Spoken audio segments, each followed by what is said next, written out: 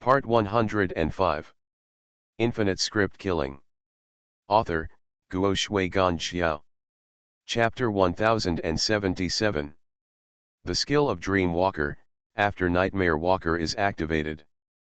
Su Tong's consciousness successfully entered Shen Gongbao's dream, saying that it would be better to go in and see for himself. Junior sister, junior sister. Shen Gongbao's shout came. Su Tong looked back and saw Shen Gongbao running towards him. Looking back again, I saw a woman standing by the stream in the distance. The woman was wearing a long dark red dress. She had a slender figure, black hair as shiny as satin, and a bright red mole between her eyebrows, which added to her beauty. Endless fairy spirit. Not to mention Shen Gongbao, even Su Tong was in a daze. Is there such a stunning beauty in the world? Su Tong asked himself that he had seen many beauties, such as the eldest princess, Aimei, and even Da Ya. They were all considered to be first-rate and stunning. But they were instantly overshadowed in front of this woman. This kind of beauty should not appear in the human world, making people feel unreal. A woman without any flaws, such as the reincarnation of the goddess Luo, with a long neck, beautiful face, bright eyes, and beautiful appearance. She saw Shen Gongbao running towards her. The woman smiled slightly, and just looking at her with her eyes made people feel that the beautiful scenery was dim and the flowers were eclipsed, as if everything in the world had lost its luster, only she was bright and beautiful. Junior sister. Shen Gongbao rushed forward and held the woman in his arms. The look on his face made Su Tong want to vomit. Bah, I'm having an erotic dream with you here. Su Tong pouted, feeling that he was in the wrong dream this time. He didn't expect that Shen Gongbao, with thick eyebrows and big eyes, was also a big licker. Junior sister, I want to be with you forever and never be separated for the rest of my life. Unless all the mountains in this world disappear, the rivers dry up, thunders ring out in the cold winter, June snow falls from the sky, and the heavens and the earth merge together, then I will separate from you. Seeing that Shen Gongbao was about to turn into Shen Gongdog, Su Tong no longer wanted to watch anymore. Especially Shen Gongbao's local love words made Su Tong so embarrassed that he wanted to plow out 3 acres of land with his toes. Just when Su Tong was about to leave, the woman smiled sweetly and held Shen Gongbao's face in her hands. Then you must be willing to be my sacrifice to the gods. Ah! Shen Gongbao was startled. But the woman pushed him away. Don't you love me? Then be a sacrifice to the gods and pray to the gods to let me marry the king. Shen Gongbao's legs weakened and he fell to the ground with a plop. The woman was still talking to herself. I will prepare a grand sacrifice for you, and let the 12 elders personally perform the sacrifice, so that every inch of your body can become a tribute on the table of the gods. The woman became more and more crazy as she talked, and her extremely beautiful face took on a sickly look. This time, before Su Tong could undo his dream walk on his own, the guy was about to wake up from the fright. Fortunately, Su Tong reacted quickly and took back his thoughts in time. Looking at Shen Gongbao who had not yet recovered from his dream, Su Tong grinned, "You're awake." Shen Gongbao sat up and rubbed his head. Su Tong saw that he hadn't woken up yet, so he smiled and teased, "You were talking in your sleep just now. Your earthy talk was too. Ah, did you hear that?" Shen Gongbao was shocked. He didn't expect that he would actually say what he was talking in his sleep, and his face turned red from suppressing it. Su Tong patted Shen Gongbao on the shoulder and said with some sympathy, "Can you change your earthy words? It makes people scratch their feet." Shen Gongbao was immediately furious when he heard this. "Isn't that what they say? You are a pure Yang person, but you understand." Before Shen Gongbao finished speaking, Su Tong stood up and walked forward. As he walked, he sang, "I want to know you, and my life will never fade. There are no mountains, no tombs, no rivers, no thunder in winter, rain and snow in summer, heaven and earth are united, I dare to break up with you." When Shen Gongbao heard this, he was so shocked that his three souls came out of his body and his jaw almost dropped. Although these words were convoluted, they sounded like fairy songs, so immersive that he was astonished. This poem has exactly the same meaning as the love words he just said in the dream, but after comparing the two, Shen Gongbeo finally understood why Su Tong laughed at him. Even he felt embarrassed for a moment. Thinking of this, Shen Gongbeo hurriedly caught up, and his attitude changed completely. Fellow Taoist Mei, brother Mei, what you just said, can you say it again, and let me take a note? When Su Tong saw this, he immediately smiled heartily. What's the difficulty? I'm very good at saying this. If you want to learn, I can teach you. Just kidding. In the Shang dynasty, when people were still writing in oracle bones, if they recited a poem casually, they were ahead of their time. It was not easy to figure out Shen Gongbeo. With Shen Gongbeo, a social leader, by his side, he could not only take him to Kunlun, but he might also be able to make friends with some great people. The further west they walked, the more desolate they became, but what they saw on the road exceeded Su Tong's expectations. Especially when the two of them got out of Shang's control, it was like entering a whole new world. There are many monster clans, and hundreds of clans prosper together. Su Tong saw a race other than humans for the first time here. There are only women in this tribe. At first glance, they look like normal people, but they only have one hand and one foot, and they have human faces and animal bodies. Su Tong was also very curious when he saw them, but before he could take a closer look, the people of this tribe noticed Su Tong. But after they discovered Su Tong, it was more like they were frightened. Then the tribe quickly gathered, and then under Su Tong's eyes, it turned into a stream and disappeared without a trace. Shen Gongbeo said, "This is a light ghost, Chi. This group is already very rare. They are very afraid of strangers and are good at water escape. It is difficult for people who are not good at controlling water to catch them.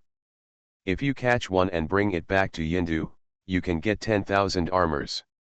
Speaking of this, Shen Gongbeo's tone inevitably turned a bit regretful.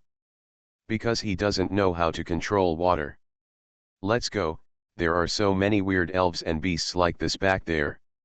Shen Gongbeo urged Su Tong to hurry up, because the birthday of the Queen Mother of the West was approaching, and if they could catch up, they might also have the opportunity to participate in a grand ceremony for the gods of all realms. Su Tong nodded, and the two of them continued walking to the west. Sure enough, as he said, all kinds of strange and weird things opened Su Tong's eyes. There were three-legged fish, horses with horns, and during this period, Su and Tong also encountered a kind of sheep called a soil mole. It looked similar to an ordinary sheep. It had 4 horns on its head and was twice as big as a horse. Its eyes were red. As soon as it saw Su Tong and Shen Gongbeo, it bumped towards them. The result is self-evident. It became the lunch for the two of them today. Not to mention that it tasted good. After eating, the two of them glowed red, and their luck improved a lot. It made Su Tong want to look for it again, but he didn't meet him again. The scenery here is so beautiful, and there are many mountain spirits, which are so novel that it makes people feel like they have entered a fairy world. Even Da Yat and the others couldn't help but want to jump out and follow Su Tong outside to play. After Su Tong sensed their intentions, he released them all directly. Are these all Taoist fellow Mei's pets? Shen Gongbeo looked at Dia riding on Sun Li and the 5 furry little guys beside Dia, and couldn't help asking curiously, but his eyes were more focused on Yun Xiang in Dia's arms. No, they are all my family. Su Tong never regarded Dia and the others as outsiders, let alone pets. So that's it? I dare to ask fellow Taoist Mei, is the fox fairy holding in his arms, Yun Xian? Hey, do you recognize it? Su Tong didn't expect that Shen Gongbeo would recognize Yun Xiang at a glance, and he couldn't help but be a little surprised. Shen Gongbeo nodded, showing envy. On a rare occasion, it is rumored that once this beast grows up, it can master the world's magic and have the ability to create the universe. It is said that in the ancient times, this little guy was enough to make many gods break their heads. It was only later that a big change occurred, and those powerful gods in the past disappeared one after another. Only then did the Queen Mother of the West and other new gods appear. The cloud salamander disappeared without a trace, and it was difficult for anyone to find its trace again. So, Queen Mother 11 and the others are not the first generation of gods. Su Tong looked at Shen Gongbeo.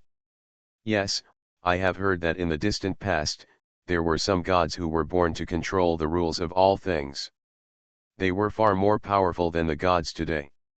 However, they were too cruel, so they were overthrown by the later gods.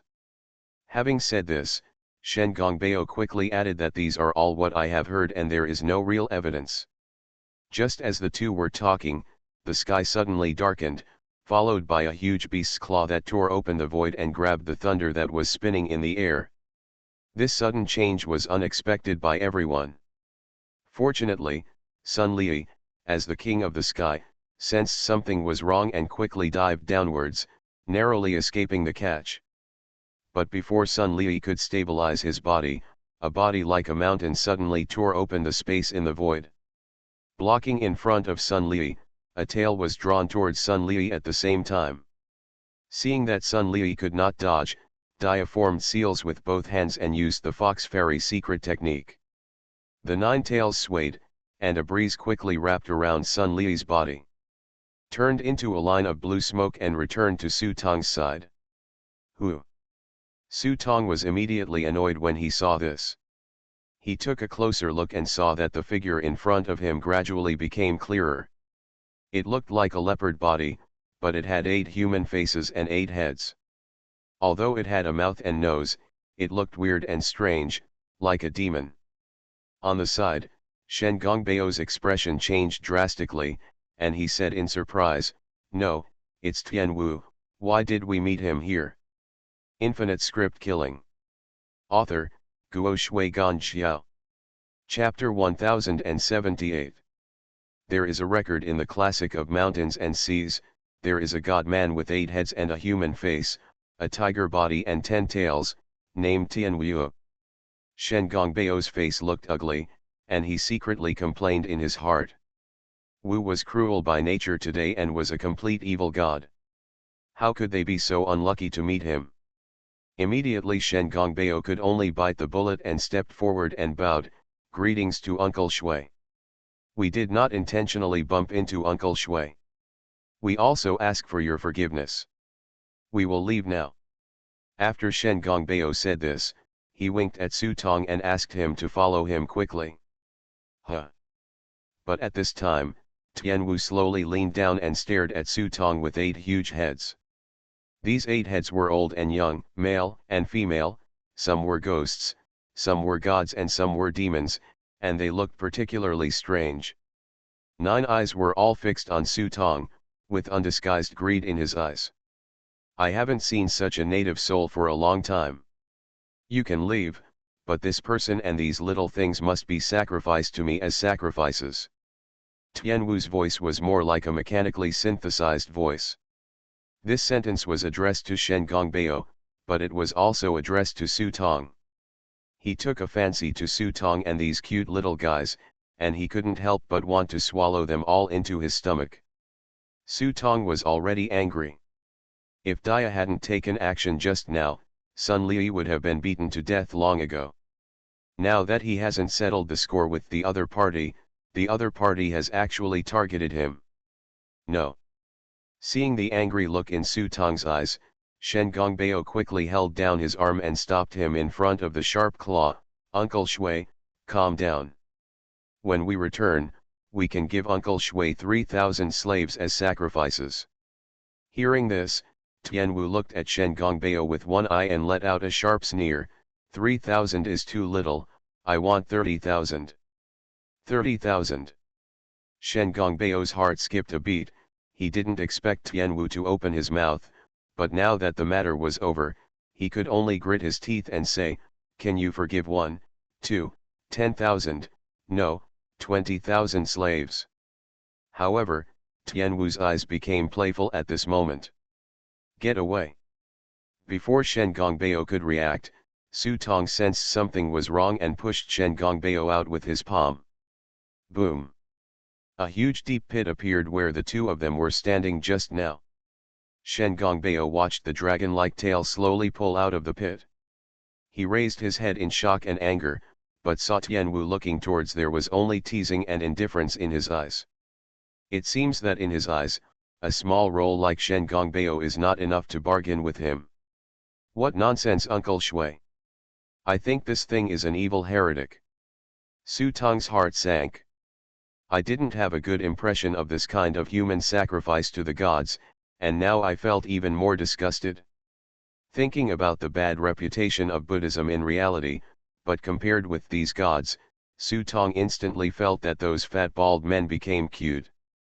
In his impression, even if the Chinese gods do not bless one party, they still perform their respective duties.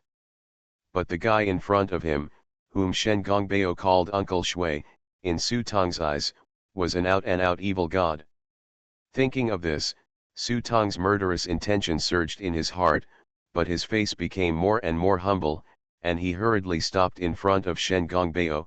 God, calm down, you can do as much as you say, please God, please don't blame me, my brother's sensible.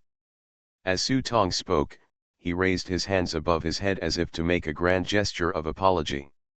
Such a surrendering attitude made Tianwu feel very good, but as punishment, he would just when Tianwu's eyes were scanning Da Yat and the others, he suddenly felt a sharp pain in the leader's head. For a moment, he felt that his thoughts were blocked and his thoughts were blocked. In less than a blink of an eye, Su Tong suddenly attacked like a leopard that had already accumulated strength. The first move is the 9 immortals refining formation. 9 immortals appeared all around, covering the sky and turning everything upside down. An inch of time. Amoran took out his sheath, and the power of time suddenly split the time and space. At the same time, the second spirit came out of the body, and his fat body shot out dozens of purple sky thunders in an instant, hitting Tianwu head-on on the head. This unexpected scene made even Shen Gongbeo dumbfounded, not to mention Tianwu, who was knocked unconscious. Dare to attack the gods directly. In this era that focuses on pleasing the gods, this is simply a crime of disrespect that goes against heaven. Just when Tianwu came back to his senses, a bright light suddenly burst out from the head without facial features on the left side, which instantly shattered all the incoming lightning. Tianwu was extremely angry, but at this moment, an extremely ominous sign appeared in his heart. He saw the law of heaven and earth emerging behind Su Tong, holding a huge ink-stained sword. As the sword was swung, black and white ink like light and shadow suddenly transformed the world in front of him. Become chaos. At this moment, the sun in the sky actually showed a scene like a total lunar eclipse. The sun and the moon shine together. Su Tong didn't do anything, but once he did, he was determined to kill, directly activating Amoran's only active skill, sun and moon shine together. Spend 5,000 script points and activate the sun and the moon. The stronger you are, the more lethal you will be. It can kill immortals and demons at the least, or destroy the heaven and the earth at the worst. Cooling time, 30 days. As a divine weapon enhanced to add 13, Amoran's only skill is more powerful than imagined. Before the sword blade is cut down, the surrounding void will be torn, twisted, and even split open by this terrifying force. Tianwu was really panicked this time. He didn't expect that this seemingly inconspicuous little fairy could have such terrifying and astonishing methods. The 8 heads were in a mess on the spot, and the huge beast jumped up, trying to avoid the sword. But although his actions were swift and violent, he could not stop Su Tong from seeing dozens of future possibilities through an inch of time. Before Tianwu could make a move, Su Tong flicked his fingers and activated the innate wrestling talisman, which immediately made Tianwu's 8 legs unsteady. Immediately after the sword light struck down, Tianwu's body was instantly swallowed up in the alternating black and white light. The terrifying lethality was even for a god like Tianwu. For a moment, it felt as if he had been hit hard. His 8 sharp claws struggled hard, and a huge divine light swayed from his body. He actually forcibly struggled out half of the black and white light. A body. How dare you hurt me? Su Tong, who was glaring at Tianwu with 9 eyes, opened his mouth and let out a long roar with all his strength. This roar was like a dragon, a phoenix, a tiger, an ox, an eagle, or a wolf. Hearing this sound, Su Tong didn't feel anything strange. However, in his thoughts, he felt an existence. He had received the most unfair treatment in the world. He cried and complained and expressed his strongest hatred with singing. I hate the sky, I hate the earth, I hate everything, I hate it until the seas are destroyed, the seas dry up, the rocks rot, and the universe is destroyed. This sound cannot be eliminated at all, just like the heavy metal that pollutes the source. Once you get deep into your thoughts, your own thoughts will be polluted in an instant, and any Taoist and magical powers will immediately be unable to be used, leaving only the most hateful emotions. Even the Dharma image behind Su Tong began to collapse and could not be gathered together. Su Tong was shocked. He knew that Tianwu was a god and extraordinary, so he used all his strength to attack Tianwu. However, instead of directly damaging Tianwu, he was able to defeat him so easily. Sizzling, sizzling. At the most critical moment, the little fat man of the second soul beat the thunder drum behind him. Boom. Boom. Boom. There were thunderous explosions. Only the sound could be heard but the shape could not be seen, but it contained the wrath of God's power. As the saying goes, all things are in conflict with each other, but God cannot break them. This thunderous sound carrying the awe-inspiring power of heaven is exactly the nemesis of Tianwu. In an instant, the hatred in Su Tong's thoughts was quickly eliminated, and his consciousness immediately returned to clarity. At this moment, Tianwu was also out of trouble, and when he discovered that Su Tong had cracked his everlasting regret, his face changed, and murderous intent suddenly appeared in his 9 eyes. But at this time, Tianwu also noticed that this boy seemed to be stalling for time. The formation outside was very strange. In just a moment, there were already more than 10 changes. He immediately became vigilant and glared fiercely. He glanced at Su Tong. I remember you. After saying that, he rushed straight into the air, turned into a blue light, and escaped from the gap above the 9 immortals formation. This guy runs so fast. Su Tong was helpless when he saw this. The other party was too alert and realized something was wrong.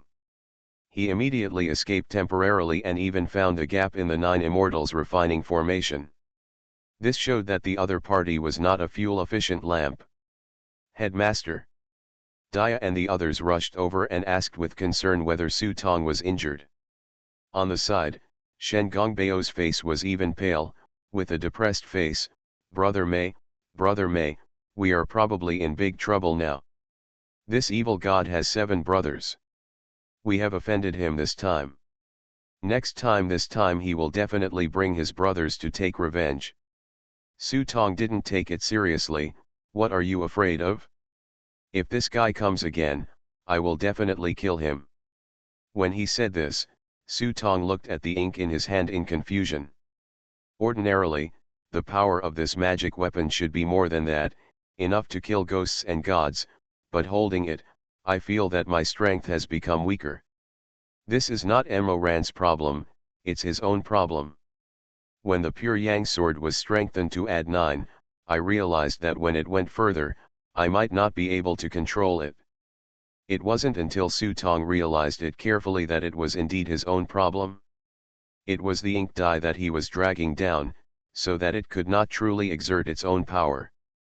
Seeing Su Tong's disapproval, Shen Gongbao also smiled bitterly. That's it, let's continue on the road and wait until we get to Kunlun to think of a solution. Seeing that the matter had come to this, Shen Gongbeo simply stopped thinking about it and signaled Su Tong and the others to hurry up and get on their way. This time the two of them did not dare to delay any more on the road and headed straight to the west. Finally, 2 days later, we arrived at the foot of Kunlun Mountain, a large city called Huaijiang, known as the Paradise of God. After arriving here, Shen Gongbeo breathed a sigh of relief, because this was a capital built by God Haoshan, and it was guarded and managed by the great god Kun Wu. Although Wu was an evil god that day, he did not dare to cause trouble here. The two walked into the city. Su Tong was curious about everything he saw. Various gods and races that he had never seen before gathered here. On the contrary, humans like them turned into rare animals. Before Su Tong could take a closer look, Shen Gongbeo pulled Su Tong into an alley. When he passed through an alley, Shen Gongbeo took a closer look and said, "We're here. In front of us is the San King Immortal's dojo." When Su Tong heard the words San King Immortal, he suddenly became energetic. He looked for Shen Gongbeo's hand and took a look. He didn't see any dojo, but only saw a dilapidated house. The door of the house was open and there was a hanging on the door. A sign with the word Sam Chongdong written in pictographic characters. You are listening to Novels at Bless Up channel. Wish you happiness and luck. Please subscribe to receive new novels. How do you feel about this novel? Please like and leave a comment. Infinite Script Killing. Author, Guo Shui Gan Xiao. Chapter 1079. This is the dojo of the future Taoist Supreme. Su Tong looked around and wondered if he had gone to the wrong door.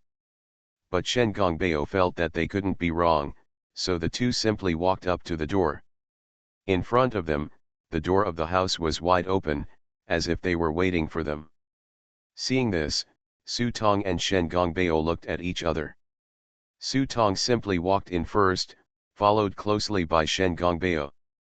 When the two of them entered the yard, they saw a smiling boy standing in the yard waiting for them. Before the two of them could speak, the boy pointed to the two boxes on the table.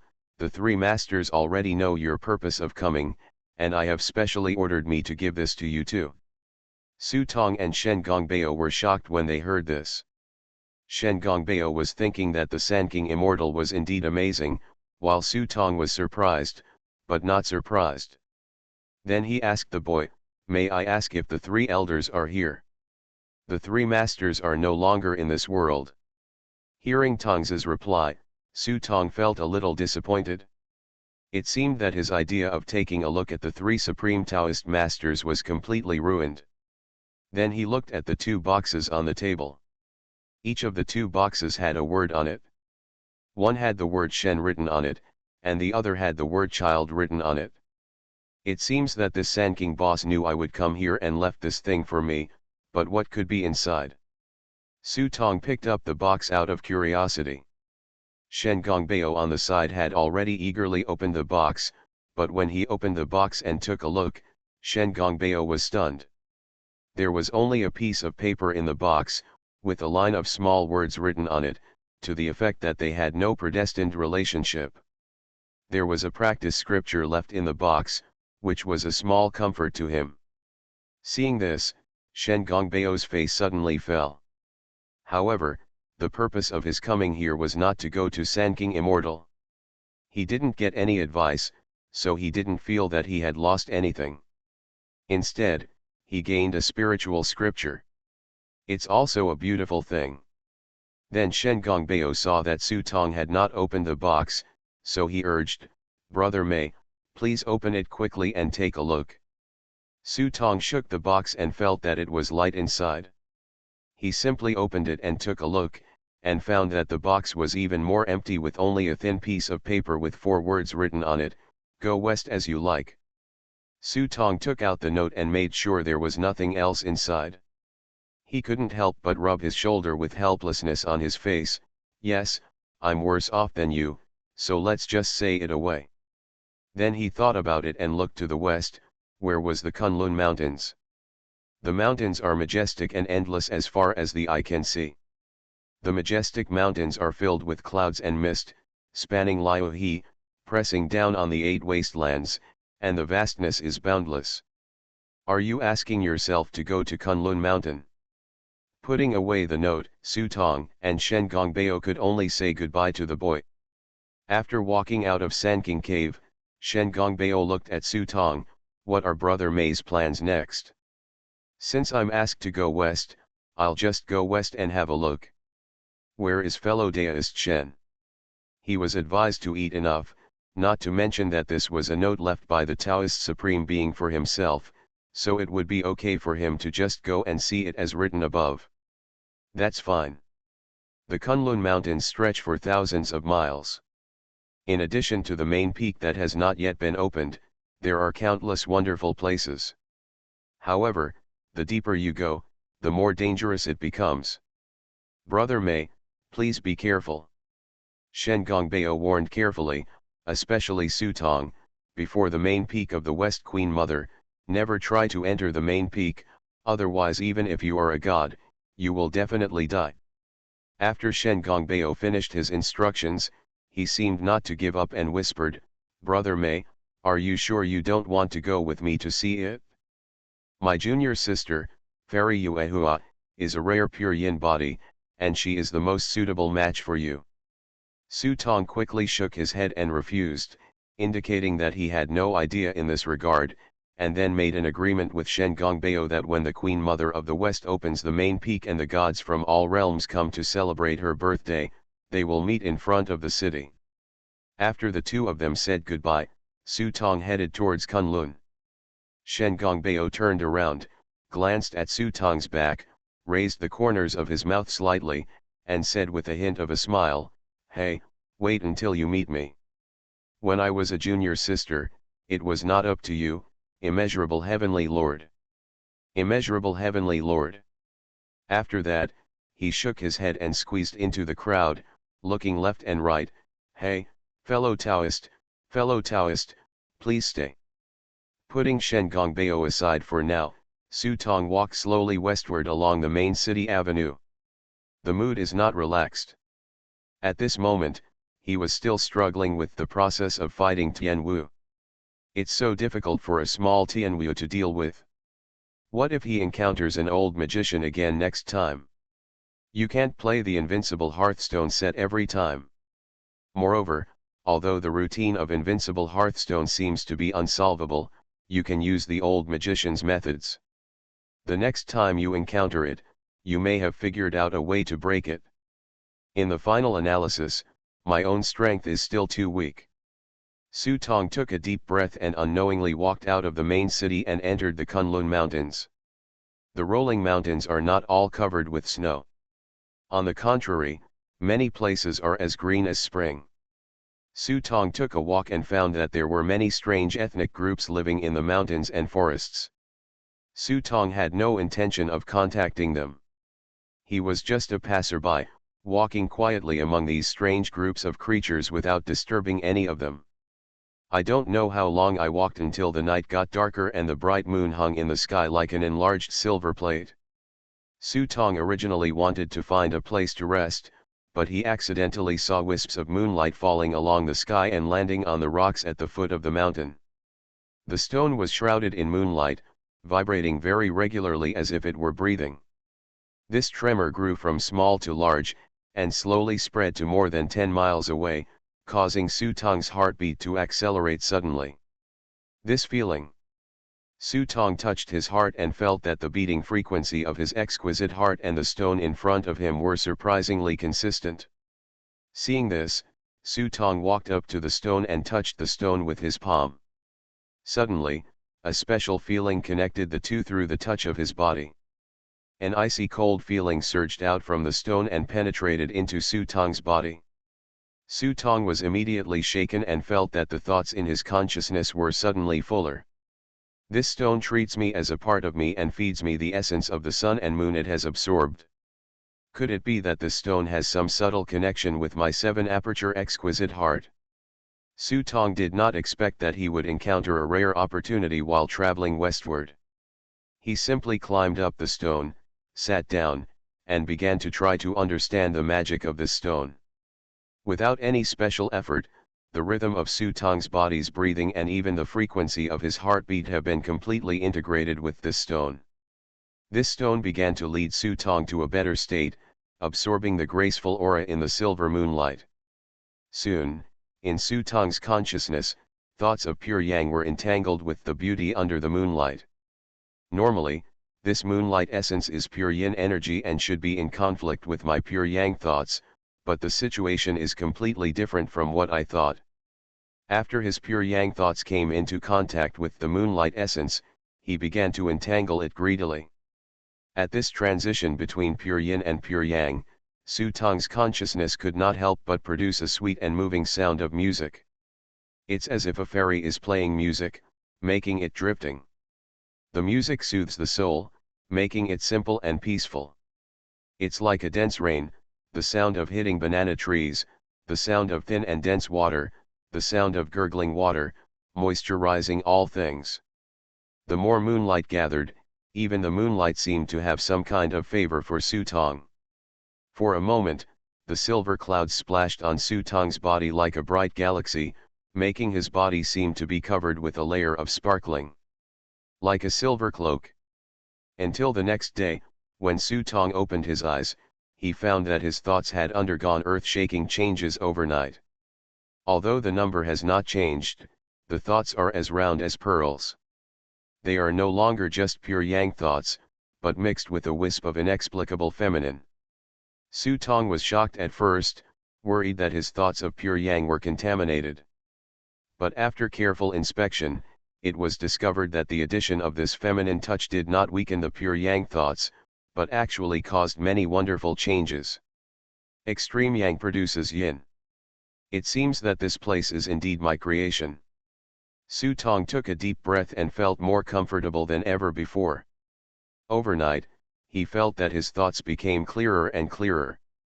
With a slight movement, he could sense the slightest movement within 100 miles around him. When he summoned Emoran again, he saw the rippling black and white smoke clouds floating in front of him.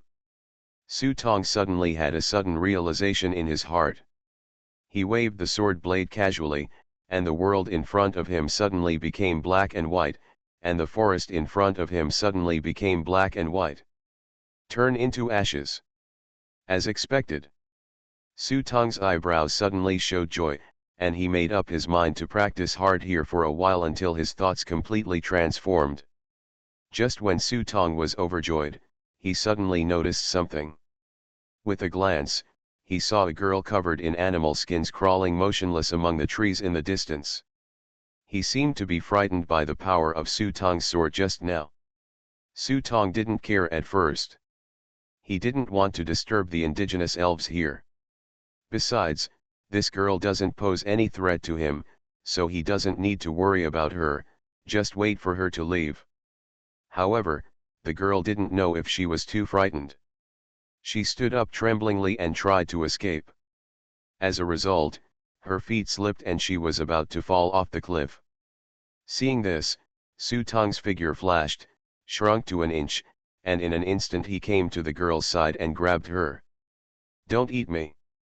Don't eat me, I haven't grown up yet." Unexpectedly, when the girl saw Su Tong, she was so frightened that the skin on her face began to crack.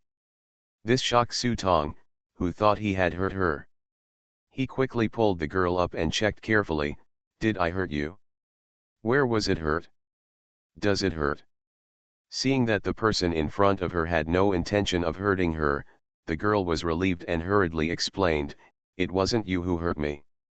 I'm from the Snow Clan, and the skin on my body will crack if I'm not careful. But it doesn't matter. After a while, it's not you who hurt me, it'll be fine." Infinite Script Killing.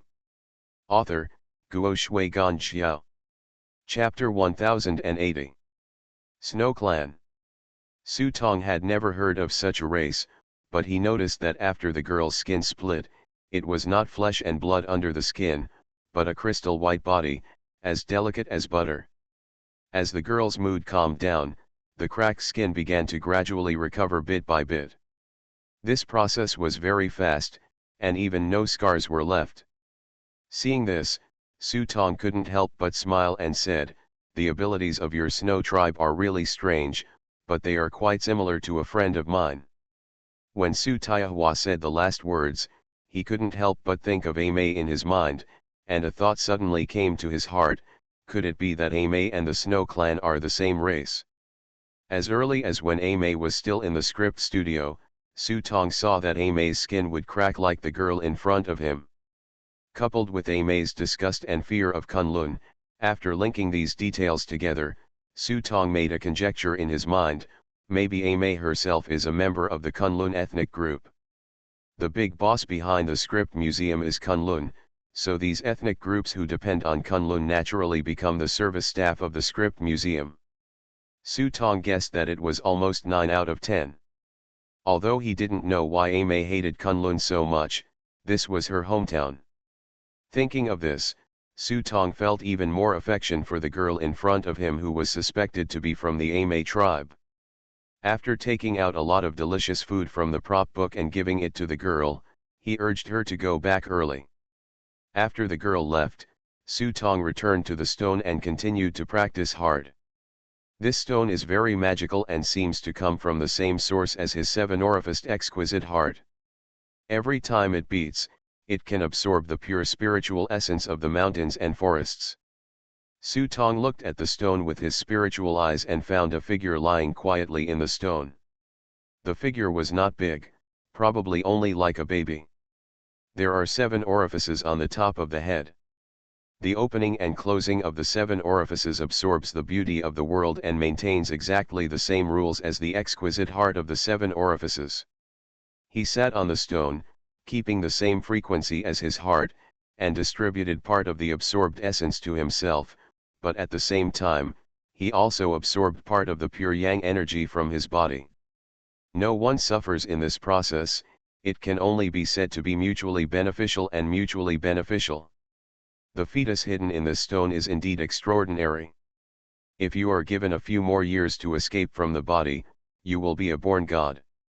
But having said that, it can be considered lucky. If it had met Su Tong, if it had been someone else, it would have smashed it, taken out the stone tire, made a magic weapon clone, etc. Time passes day by day. Whenever the moonlight shines on Su Tong's body at night, his thoughts begin to absorb the moonlight at this moment. In the process of merging with it, he vaguely sees a fairy appearing in front of him playing music for him, holding a jade xiao. Played a song called Phoenix Seeking Phoenix. Although Su Tong did not understand music, he was able to follow the rhythm, breathe and exhale, making the thoughts in his mind swirl, dancing with the moonlight essence, and complementing each other. Finally, Su Tong's consciousness came to the fairy, and with her accompaniment, it felt like a fairy couple. And his thoughts gradually began to change little by little.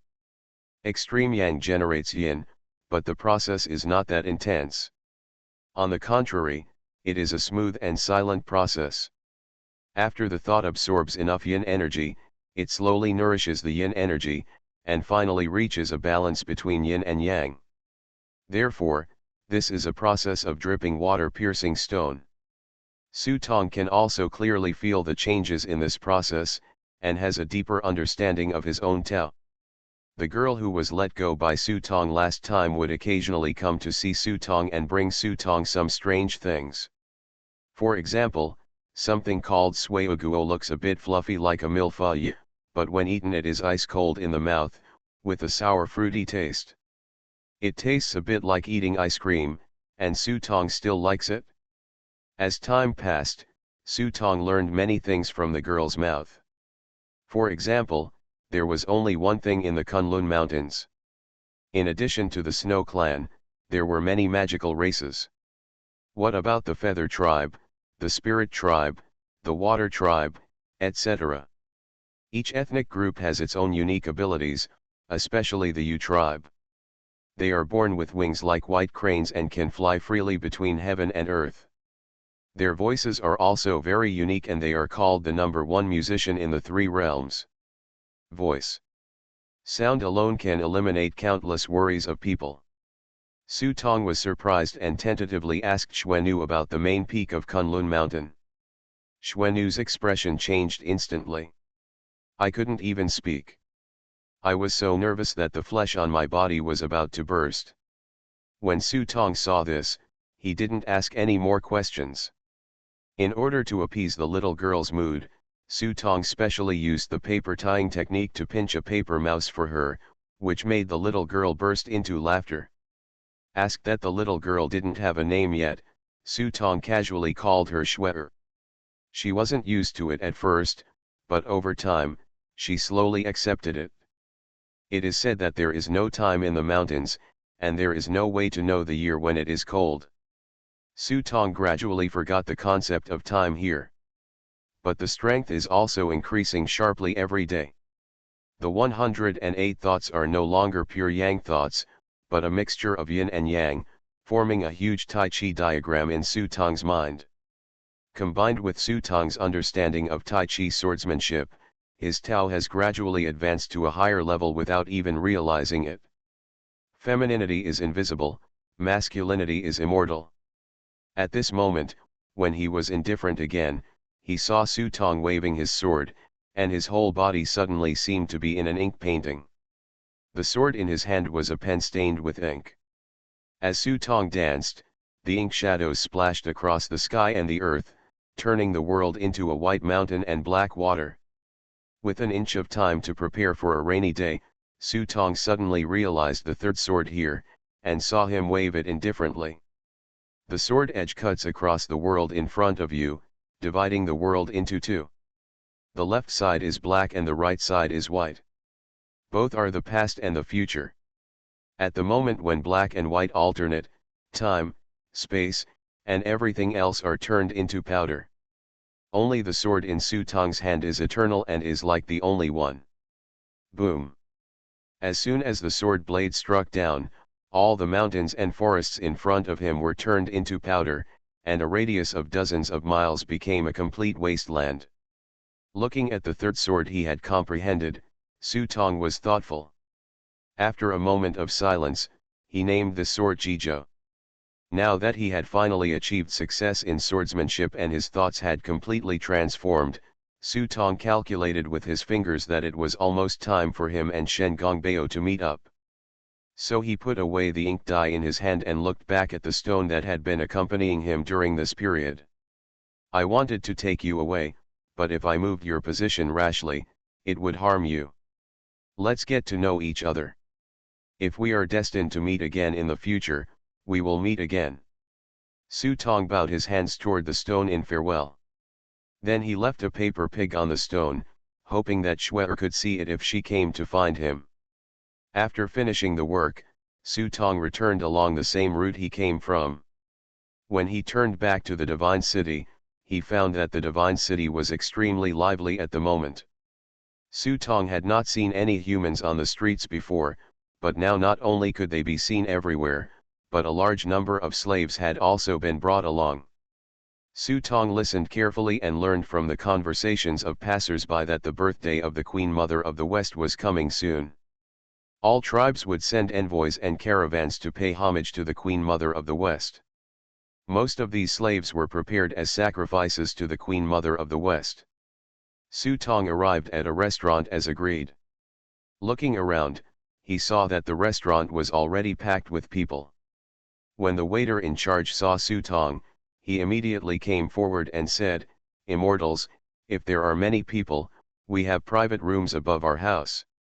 Of course, the other thing the guy meant was that the place was full and no individual visitors were allowed. Just when Su Tong was about to say that he and his friends had agreed to stay here, he heard Shen Gongbeo shouting from the front, "Brother Mei, this way." Su Tong looked around and saw Shen Gongbeo waving towards him on the inconspicuous table in the corner. When Su Tong stepped forward, he saw that besides Shen Gongbeo, there were two demon immortals sitting there. Shen Gongbeo introduced each other to the three of them. These two demon fairies, the one on the left is called Zhang Nu, and the one on the right is Shuang Feng. They are both demon merchants. This time they are bringing tributes to the Queen Mother of the West for her birthday, hoping to exchange for some rewards from the Queen of the West. The two were very enthusiastic towards Su Tong, which made Su Tong have a good impression of them. After the three of them got to know each other, Shen Gongbeo began to talk about the birthday of the Queen Mother of the West. Su Tong also learned from Shen Gongbeo's words that once the Queen Mother of the West's birthday begins, gods and demons from all over the world will come to pay their respects. Naturally, people like them can't go on stage, let alone attend a banquet of this level. But if there are enough sacrifices to satisfy the Queen Mother of the West, the Queen Mother of the West will give her blessing. Someone once received the elixir of immortality given by the Queen Mother of the West. It was said that after taking it, they would become immortal and live as long as the sky. However, even if they want to offer sacrifices, it is not an easy task. They need to enter the main peak from the foot of the mountain. The journey during this period is dangerous, and if they are not careful, they will be in catastrophe. And along the way, other major merchants who came to pay tribute would also take action one after another. After all, killing the opponent would not only get the opponent's tribute, but also reduce one opponent. So it is precisely because of this that every time like this, Kunlun Mountain is almost full of corpses, and the only way to reach it is to rely on strength. The competition is particularly cruel. When Su Tong heard this, he realized that he was a free thug. No wonder these two demon merchants were so enthusiastic about him. Su Tong actually didn't care. He just wanted to go in and see what the so-called Kunlun was. He was not interested in things like the blessing of the Queen Mother of the West. But Zhang Nu and Zhuang Feng were extremely serious, and they discussed it with Shen Gongbeo for a long time before finalizing their decision. At this moment, a gong sound suddenly came from the street. Before Su Tong could ask what happened, Shen Gongbeo and others' eyes lit up and they hurriedly pulled Su Tong out. When they walked out of the restaurant, Su Tong looked in the direction pointed by Shen Gongbeo and saw Kunlun, which has been shrouded in fog all year round. The main peak is gradually becoming clearer. It's open, the main peak is open. I don't know who shouted, and immediately I saw caravans of all sizes in the entire sacred city setting off one after another, starting to rush towards the main peak of Kunlun. Zhang Nu and Zhuang Feng also started to get busy. Under their urging, a large number of slaves and convoys were driven out from behind the restaurant. Although Su Tong didn't like human sacrifice, he couldn't interfere with it.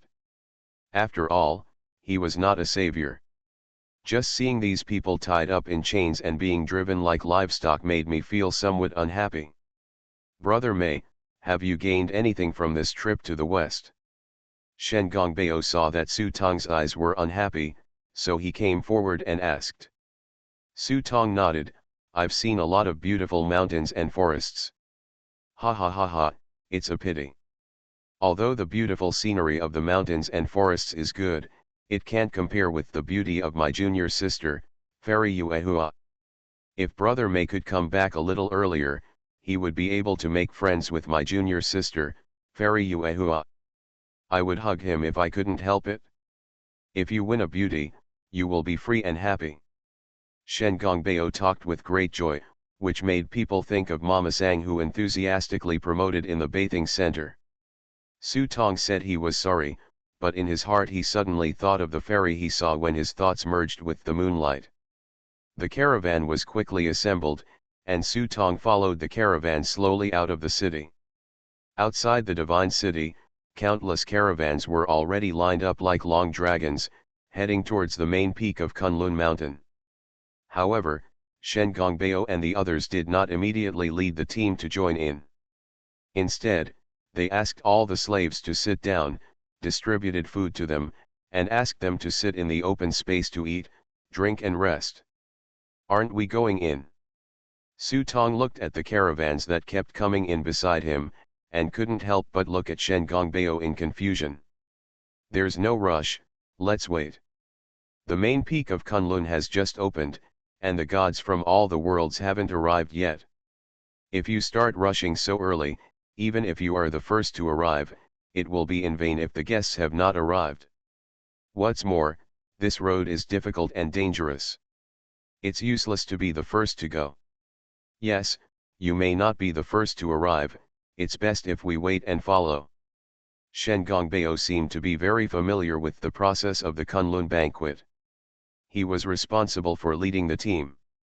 The two demon merchants, Zhang Nu and Zhuang Feng, were already obeying his instructions. Seeing that he was confident, Su Tong simply sat on the stone aside and waited silently. Rumble. At this time, a bolt of lightning suddenly appeared in the sky, and a huge electric snake left a huge hole in the void. Look, a god is coming. After hearing the words, everyone looked up and saw a black Pegasus pulling a carriage through the void in the crack and appeared in everyone's sight. Ouch! The Pegasus roared loudly, as deafening as muffled thunder. As soon as it moved its body, strong winds blew up, causing sand and rocks to fly.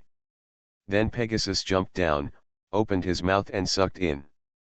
The caravans on the ground were unable to dodge, and in an instant, many caravans were swallowed directly by Pegasus. The horses' hooves stepped down, causing the rocks to explode. The sky was dark and the earth was dark. Huge cracks were torn out of thin air. Many slaves fell directly into the abyss and died without a burial place. Now the slaves were running, screaming, and some were lying on the ground, crying and begging, and the scene was a mess. Only when Pegasus lost interest did he pull the carriage straight towards the main peak of Kunlun, leaving only messes and corpses on the ground. No one cares about this. Su Tong looked at the bright red blood dyeing the snow-white mountain road red, and his face turned ugly for a moment. Hey, they are sacrifices to the gods. Who cares about their life and death? As for these losses, that is their business and has nothing to do with us. Shen Gongbeo said disapprovingly. After speaking, he glanced at Su Tong and said meaningfully, Brother Mei, although you are a loose immortal, you have a deep foundation and will become the overlord of an era sooner or later. I don't think you will have a place at this banquet. Su Tong frowned slightly and did not answer. He looked at Kunlun in the distance, but he didn't know what he was thinking. When Shen Gongbeo saw this, he stopped talking. The caravan waited here for 2 full days. It was only when the number of teams entering the main peak of Kunlun was almost complete that Shen Gongbeo led everyone to start heading towards the main peak. The mountain road is rugged, and the route is normal at first. As long as you are careful, everyone can pass it, but as the team gradually begins to go deeper. The painting style in front of me also started to become weird. Bodies can be seen everywhere in the mountains and forests, and broken wheels are scattered on the ground. From the traces of fighting on the ground, it does not look like several caravans are fighting, but more like something terrifying has killed all the people in the caravan. Kill. After all, many tributes were scattered on the ground, and these things were not taken away. Shen Gongbeo picked up a scale on the ground, picked it up and observed it for a few times before solving the case. It's a 3-headed dragon. Shen Gongbeo shook the scales on his hand. The 3-headed dragon is rumored to be the guard of Kunlun and the pet of the Queen Mother of the West. As he spoke, he patted the dust on his hands, stood up and said, they were unlucky and encountered 3-headed dragons, but now that the 3-headed dragons are full, let's leave as soon as possible. As he spoke, Shen Gongbeo glanced at Su Tong and lowered his voice, Tianwu and the 3-headed dragon we met last time are good brothers. If we encounter you, don't force yourself. If you can, hide away. Su Tong couldn't help but sneered when he heard this. He was really looking forward to meeting Tianwu now. He couldn't kill him last time. If he met him again this time, he would chop off all 8 of his heads and kick them as balls. Rumble. From time to time, there would be thunder across the sky, and everyone would see some huge carriages appear from time to time.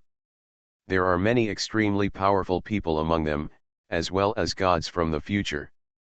This place is like a meeting point of all time and space, attracting gods from the past, present and future here to participate in the feast of the Queen Mother of the West.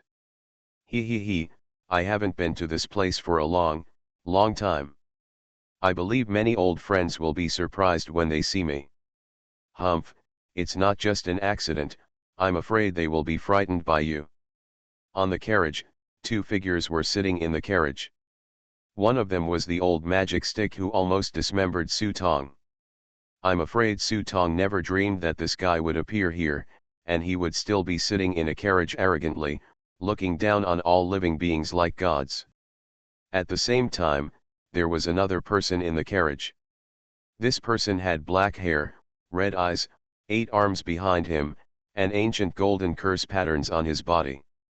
Hearing his resentful voice, the old magic stick spoke to comfort him. Nishan, I know you have been suppressed in the underworld for thousands of years, but this time, we are not the protagonists of this banquet. The man who was called the anti-god snorted coldly, of course I know this. You went to the netherworld this time just to pick us out, right? There is a little guy who I couldn't deal with and let him run away, but it won't be a problem. Ha ha ha ha, you are a Time Lord. Who can escape in your hands? Could it be that the other person is also the god of death? An Shen seemed to have heard something interesting. After laughing, he began to inquire further. Of course, the magic stick would not tell him the reason. When asked, he pricked up his ears and said, listen, the banquet has already begun. I haven't heard this Yuan singing for a long time. This is the sound of nature, the voice. Kanja's voice sounded, coming from the top of the snow-capped mountains. The voice was quiet and moving, touching the heartstrings. It had no lyrics, but it moved people hearing it, as if there was no such touching song in the world. Is there a fairy singing? Su Tong raised his head and looked at the top of Kunlun. With his eyesight, he could not clearly see the scene on the top of the mountain. Everyone looked strange when they heard this. Zhang Nu wanted to explain it to Su Tong, but Shen Gongbeo was the first to say, yes, this is the song of the Yu tribe. Feather Clan. Su Tong remembered that Shuer once told him that the Yu clan's voice was the best in the world. He thought it was an exaggeration at first, but he didn't expect it to be true. Ha ha ha, all the tribes in Kunlun are protected by the Queen Mother of the West, so on her birthday, each tribe will pay tribute to some members of the tribe. For example, this Yu tribe requires at least 3,500 people to play a complete piece of music. Shen Gongbeo said with a smile. Is it so spectacular? Hearing what Shen Gongbeo said, Su Tong was really looking forward to it. He didn't know what the final effect would be if such a large ethnic group performed a chorus. But Su Tong obviously didn't notice the weird looks in the eyes of Zhang Nu and Chuang Feng. The convoy walked up the mountain along the Bluestone Road. More and more caravans were encountered along the way. Now it was Zhang Nu and Chuang Feng's turn to become nervous. These caravans deliberately slowed down, maybe just waiting to rob others. Stop. At this time, someone stood in front of the convoy, 2 heavenly generals wearing armor and holding spears. The two stood in the middle of the road, their eyes like bells, glaring at the convoy. Upon seeing this, Zhang Nu hurriedly stepped forward and took out the gift she had prepared and presented it to her. However, she was pushed away by one of the generals. According to the king's decree, you are asked to keep these tributes, and he will receive them on your behalf. The others will get out immediately.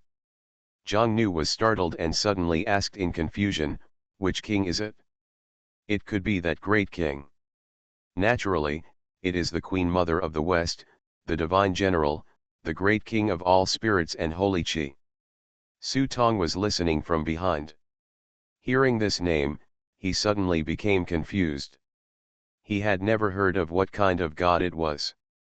On the side, Shen Gongbeo saw his doubts and whispered a few words in Su Tong's ear. That's right, Chiao, he is the mount of the Queen Mother of the West. Cunning. Su Tong thought about it carefully, and it seemed that he had read this name in a book. It was recorded in the classic of Mountains and Seas. Its shape is like a dog's leopard pattern, Its horns are like an ox, its name is cunning, and its voice is like a dog. Thinking of this, Su Tong couldn't help but sneered, who do I think it is? In the end, it's just a dog. Su Tong's voice was not loud, but the two guards heard it clearly, and their expressions suddenly changed, seeking death. As he spoke, he threw the spear in his hand towards Su Tong. Su Tong's eyes flashed, facing the flying spear, he raised one hand, and the thoughts of yin and yang emerged between his eyebrows. Before the spear could get close, it was immobilized by the yin and yang energy in his palm. With a wave of his backhand, the spear suddenly pierced the guard. Put it on top of the ice and soil in front of you. Su Tong simply jumped off the carriage at this time. Get out of here, a dog has started to take charge of the family, and he deserves it. Infinite Script Killing. Author, Guo Shui Gan Xiao. Chapter 1081. Su Tong got out of the car and walked forward step by step. The two chi of yin and yang circulated, and the Dharma appeared behind him, making him taller and more impressive. A dog, even if it is Queen Mother 11's mount, is just a beast. If Queen Mother 11 doesn't want us to pay tribute, we can turn back, but she still wants us to leave tribute. What's the point? Facing the sense of oppression coming from Su Tong, the two guardsmen turned pale for a moment. They did not expect that someone would dare to take action against them.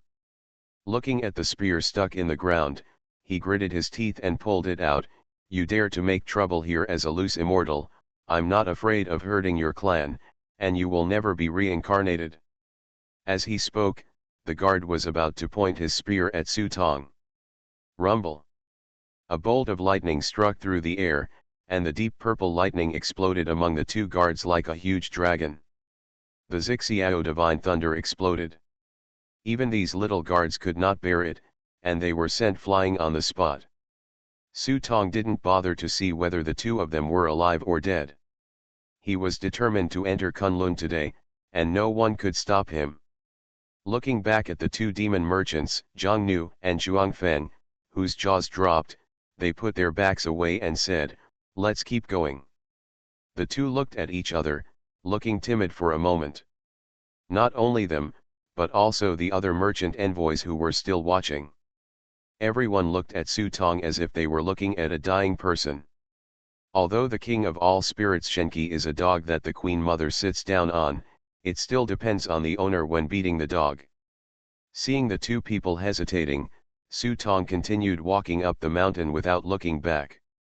They were originally going to be together along the way, but now that the road was not smooth, there was no need to go together. Brother May, wait for me. Su Tong didn't go far when he heard Shen Gongbao's voice. When he looked back, he saw that he had caught up with him. Aren't you afraid that I will get you involved? Su Tong looked at Shen Gongbao. Ha, Brother May, what you said is wrong. Since we are here together, we must share blessings and share hardships. Zhang Nu and Zhuang Feng's sister and brother don't understand this truth, and even Pandao is ashamed to be with them. Shen Gongbao looked back at the merchants who were still hesitating in the distance, and sneered, it's ridiculous that they are so stupid, but they don't know that the Queen Mother of the West prefers strong men to this small tribute. If she can win a seat, she will win. They paid tribute thousands and thousands of times. Well said, Prince General Xiangning has the guts. Come on, let's break in today and have a look. The cold wind was like an ice blade, making it difficult to open one's eyes, but it could not conceal the sharpness of Su Tong's body. He was originally here to join in the fun. He didn't really want to get involved in this banquet, but now a mere dog can send someone to point out the situation. If he left in such a dejected manner, I would really be sorry for the bumpy road he had had. What's more, I also want to see if the Queen Mother of the West is hosting a banquet for powerful men and gods from all over the world, and whether I can make a place for myself based on my ability. Seeing the two people walking quickly along the green brick avenue on the ridge, other merchants and envoys waited for a while before setting off. I just hope that King All Spirits Shenki can vent all his anger on these two people who don't know whether to live or die, but don't involve them. The further you go up, the more brilliant the sky in the distance becomes. Dots of golden rays of light shine through the gaps in the clouds, making people feel that behind the thick clouds and mist is the place where the gods are rumored to live. On the way, Su Tong could see some golden palaces from time to time. These palaces were built on the walls of Kunlun Mountain, hidden in the clouds, appearing and disappearing, just like the heavenly palaces rumored in the world. Shen Gongbeo gave full play to his role as a guide along the way and introduced Su Tong. That's where the 72 constellations live, the Constellation Palace, and over there is the Dumuling Palace lineage. The palaces of the gods and gods can be found here. Even though these gods do not live here on weekdays, there are still servants cleaning and guarding the palace all year round. Just when the two of them were getting excited about talking, the clouds above their heads moved, and a black shadow pierced the haze, fell through the air, and hit directly in front of the two of them. Boom! Suddenly the mountain road exploded, and countless rubbles flew around like cannonballs. Taking a closer look, it turned out to be a piece of solid ice as big as a mountain top. Asshole, you were the one who injured my subordinate. An angry roar followed, and the clouds above the head were torn open, revealing a huge dog head with horns and one eye. This was the true form of Chao, as rumored, with the dog's face and horns, like a mountain. The one-eyed eye first looked at Su Tong, and then glanced at Shen Gongbeo, and then bursts of hoarse laughter erupted from its huge head. I thought who they were, dared to be so reckless, but it turned out to be just two little immortals. No wonder Chao looks down on Su Tong and Shen Gongbeo. The so-called loose immortals have neither the seal of heaven nor the inheritance of a master. There is a saying in the Book of Immortals that as a Sangxian, you are not allowed to perform any duties, but you only have to survive. It can be seen how embarrassing the status of Sangxian is. To be honest, even gods are spelled with the word backer, just like Chao, although he is only the mount of the Queen Mother of the West. But the Queen Mother of the West could directly give him a divine title and a priesthood, and even ordinary gods would have to be courteous when they saw him. Without a sect, even if he is granted the title of Heavenly Court, he is just a small immortal official. Just like Sun Wukong in Journey to the West, he was granted the title of Baima Wen by heaven. Faced with Xiao's teasing, Su Tong looked up and down Xiao's face, and then smiled instead. You are obviously a dog, how can you still have horns? Your family's genealogy is really a bit messy. Su Tong has never suffered a loss when it comes to scolding people. Sure enough, as soon as these words came out, the sneer on the cunning face suddenly solidified, seeking death. The dog's head turned into a bloody ocean, surging forward, surging down with an unparalleled terrifying blood tide, and smashed towards Su Tong and Shen Gongbeo. Facing the power of destroying heaven and earth, Su Tong raised one hand high, and saw the Dharma form emerging behind him. Then the Dharma form opened its arms, and 108 thoughts turned into Tai Chi diagrams surrounding the Dharma form. Facing the overwhelming blood and water, Tai Chi too was like a magic needle that fixed the sea, blocking the blood and water in an understatement. I saw Su Tong being held up in the palm of his hand by the Dharma image. His clothes were spotless, his spirit was majestic, and the dragon was walking in the world. His whole figure had a layer of sacred brilliance. Every move of his hands and feet showed the demeanor of a peerless master. This bloody water contains a killing curse, but this kind of trick is not worth mentioning to Su Tong. Even when he had not yet broken through, he could easily break through it with pure yang qi. Now that yin and yang are combined, he is in an invincible position. This is why Su Tong dared to make up his mind to go to Kunlun Mountain. Seeing that his blood curse was ineffective, Qiao immediately stopped doing useless work, retracted his thoughts, and rushed out of the clouds himself. When the clouds and mist were torn apart, revealing the body of Qiao, even Su Tong couldn't help but sigh, it's so big. Being able to serve as the mount of the Queen Mother of the West, and being designated by the Queen Mother as the king of all spirits and holy chi, is enough to show the terrifying strength. The body as huge as a mountain directly attacked Su Tong, and the sharp claws struck down, and the surrounding void was crushed. However, Su Tong followed closely and said, "Well done, I'll use you to test the sword." With that said, Su Tong called out Mo Ran, raised his sword, and saw that the surrounding world suddenly turned into a white mountain and black water. The edge of the sword is a pen, and the sword is used as a pen, and the ink is splashed with the sword to mark the genius. I saw the yin and yang coming together, the sword light piercing through time and space in an instant, and the next moment the figure actually shot out of the future, dodged Chiao's sharp claws, and appeared in front of Chiao's huge dog head. Immediately, Su Tong's figure turned into thousands of after-images in an instant, and countless sword lights splashed down like waving pen and ink. Bang bang bang bang. This time, Chiao, who was still confident, missed with his huge sharp claw. Instead of hitting Su Tong hard, he was pushed back continuously by the dense sword light. Finally, with a loud cry, he turned somersault and flew backwards. He suffered a big loss with the first blow, and he couldn't help but feel a chill in his heart.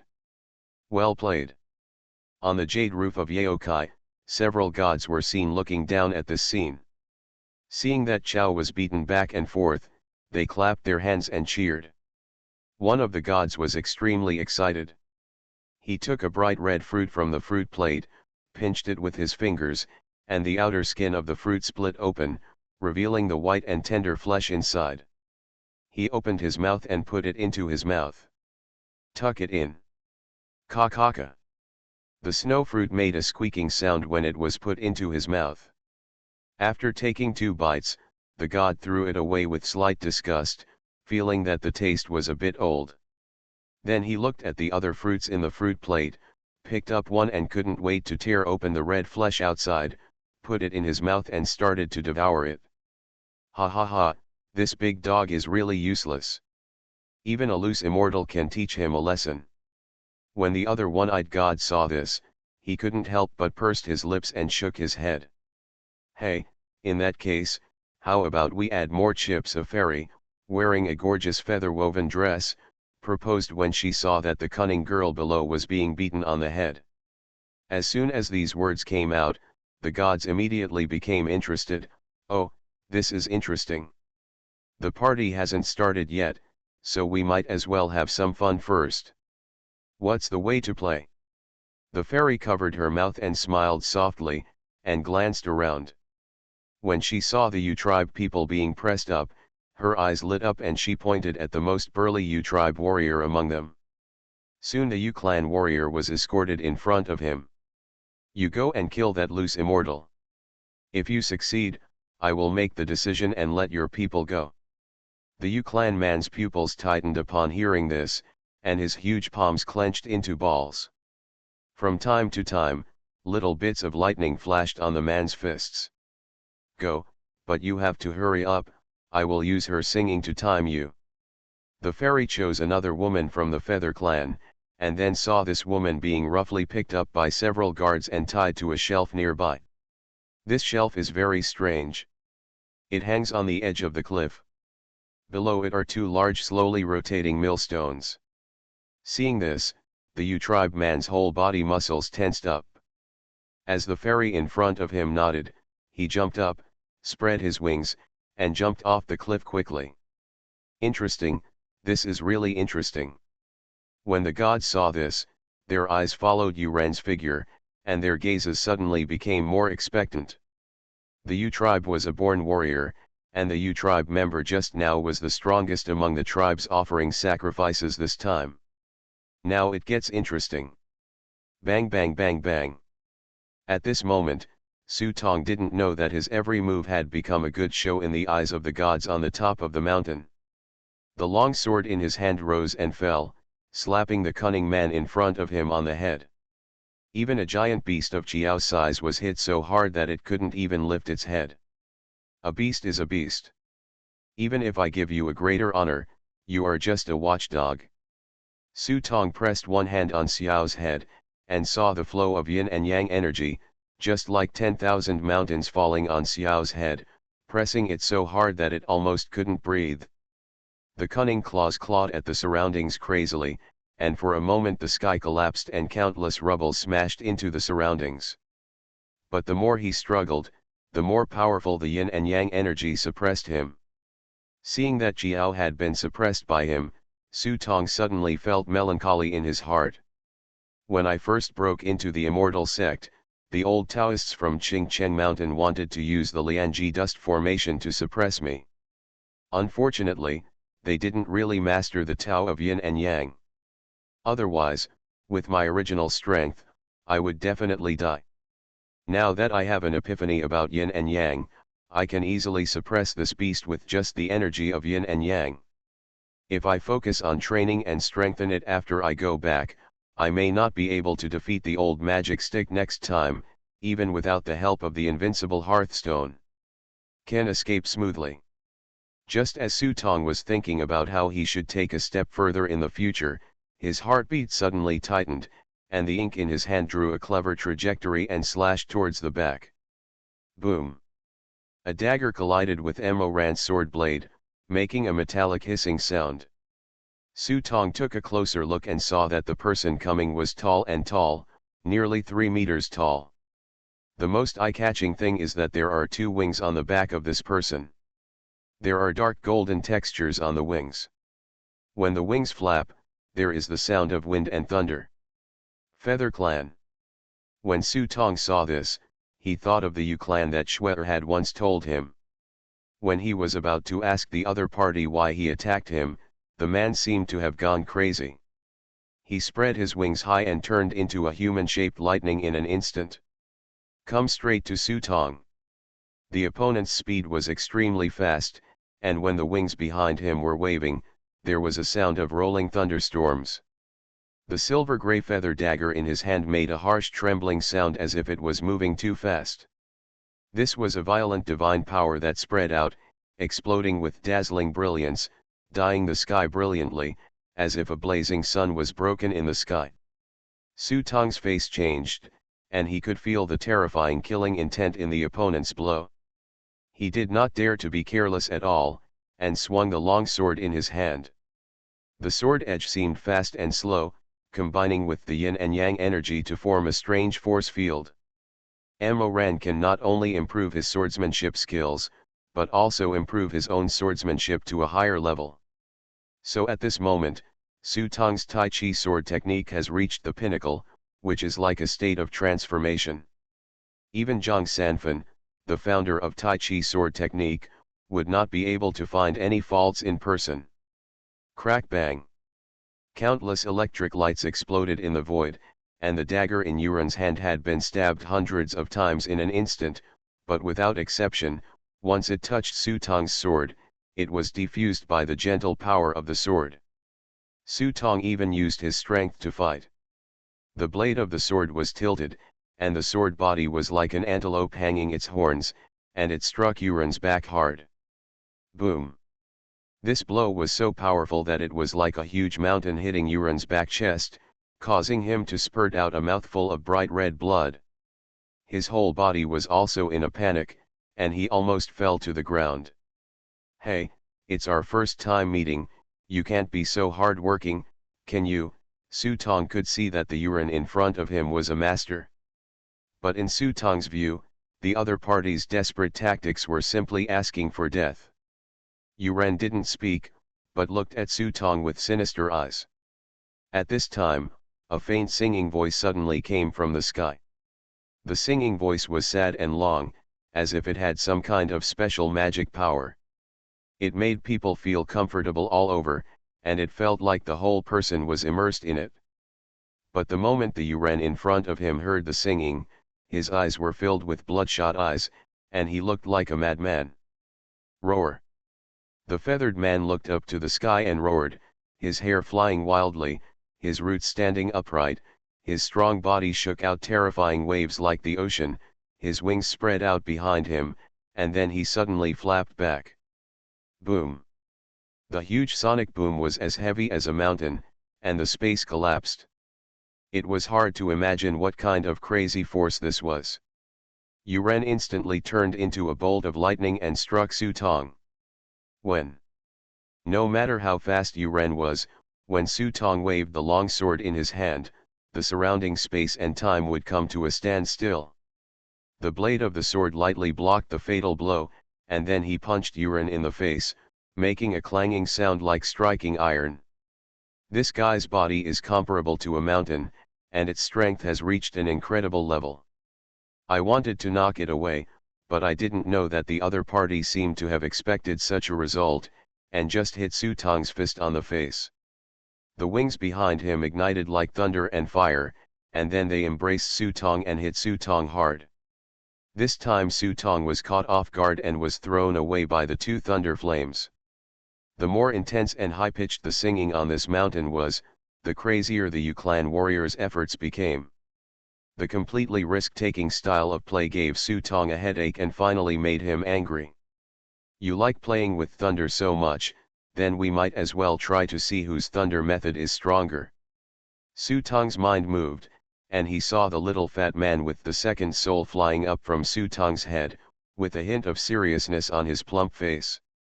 Xiao Pang raised the drum hammer and began to beat the three thunder drums after standing up.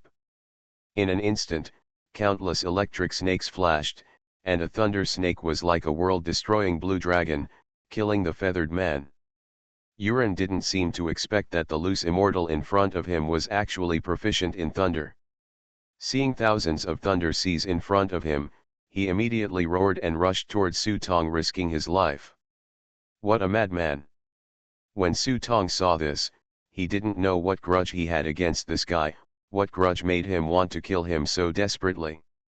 Seeing that the other party was trying hard to kill him after his wings were struck by lightning, Su Tong's eyes finally showed murderous intent. The ink dye in his hand was slowly put down, and the moment Yuren tried his best to rush out of the sea of thunder. Buzz! The world in front of me suddenly split into two, with black on the left and white on the right. The two colors turned the world into a piece of ink, completely frozen. Until the moment when black and white alternated, Su Tong's sword flashed away, pierced through time and space, and directly penetrated Yuren's chest. Puff! Faced with such a heavy blow, even the Yuren, who was born as a warrior, couldn't bear it. Blood spurted from his mouth, his long hair was disheveled, and he staggered to his knees. But until this moment, Su Tong could still see the murderous intention against him in his eyes. Why do you hate me so much? What grudge do I have against you? Su Tong looked depressed. He believed that there was no love for no reason in this world, but there should be no hate for no reason either. Just when Su Tong was confused, Shen Gongbeo came up and stopped Su Tong. Stop fighting, I'm afraid he won't live long like this. Shen Gongbeo knew what Su Tong was wondering about, and quietly pointed to the top of the mountain behind him. When Su Tong saw this, he suddenly realized something. He stepped forward and grabbed Yuren, who had lost all his strength on the ground. Did you kill me because of this song?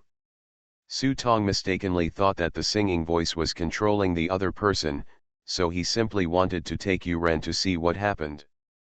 When Yuren heard this, his expression changed drastically, and he actually pushed Su Tong away. Then Su Tong was caught off guard, and he pulled out a feather and stuck it into his heart. This scene couldn't help but surprise him, and the confusion in his eyes became even more. He looked at Shen Gongbeo, and saw Shen Gongbeo sighing. You will know when you go up and take a look. Su Tong nodded, turned his eyes, and looked at Jiao, who was suppressed by him. As a result, it was discovered that the suppressed cunning was actually a fake. As a breeze blew by, it disappeared without a trace, leaving only a handful of dog hair on the ground. It seemed that he had used the golden cicada's ability to escape from its shell, and its true form had long since fled in despair.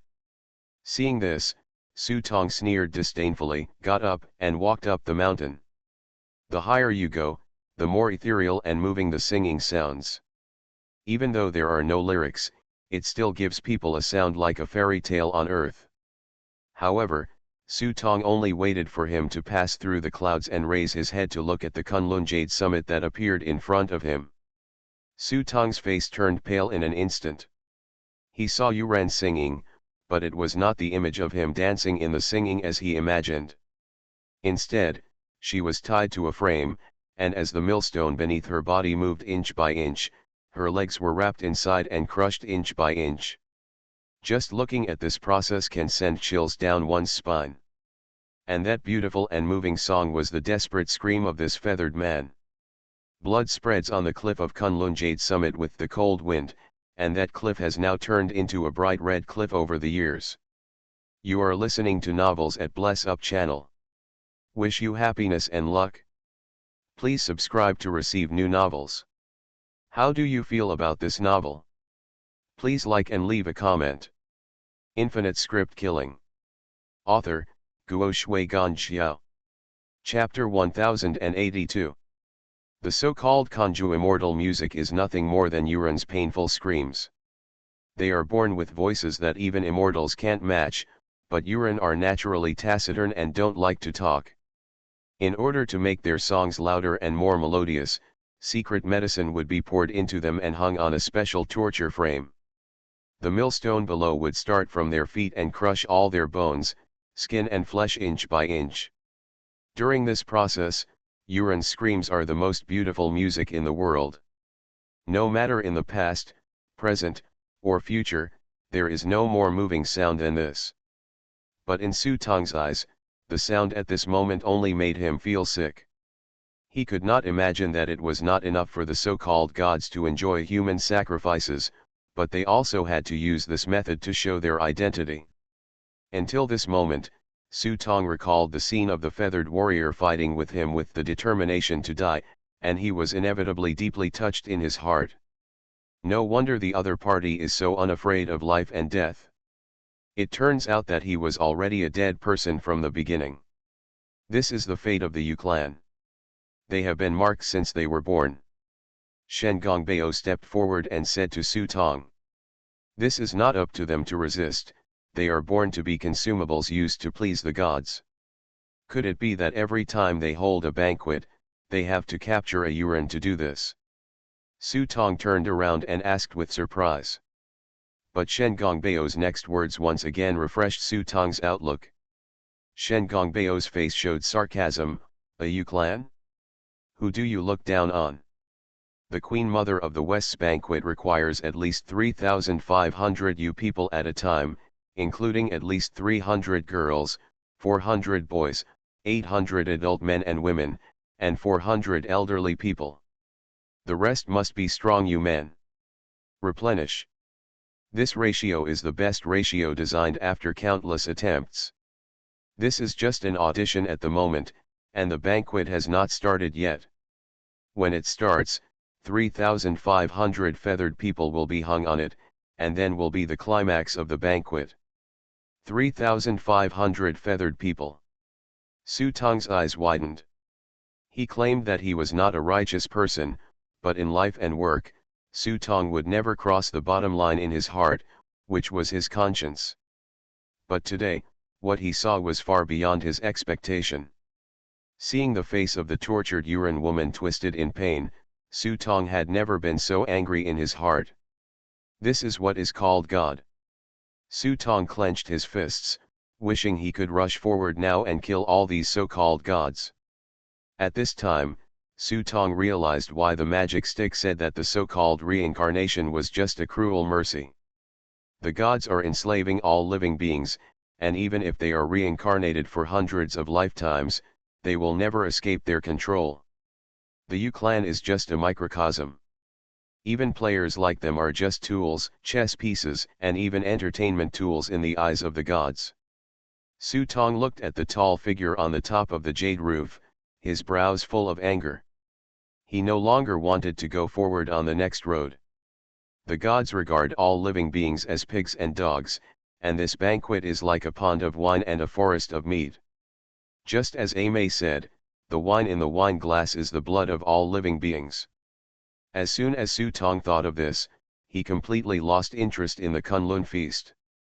If it weren't for his lack of strength at this moment, killing Kunlun would be what he wanted to do most.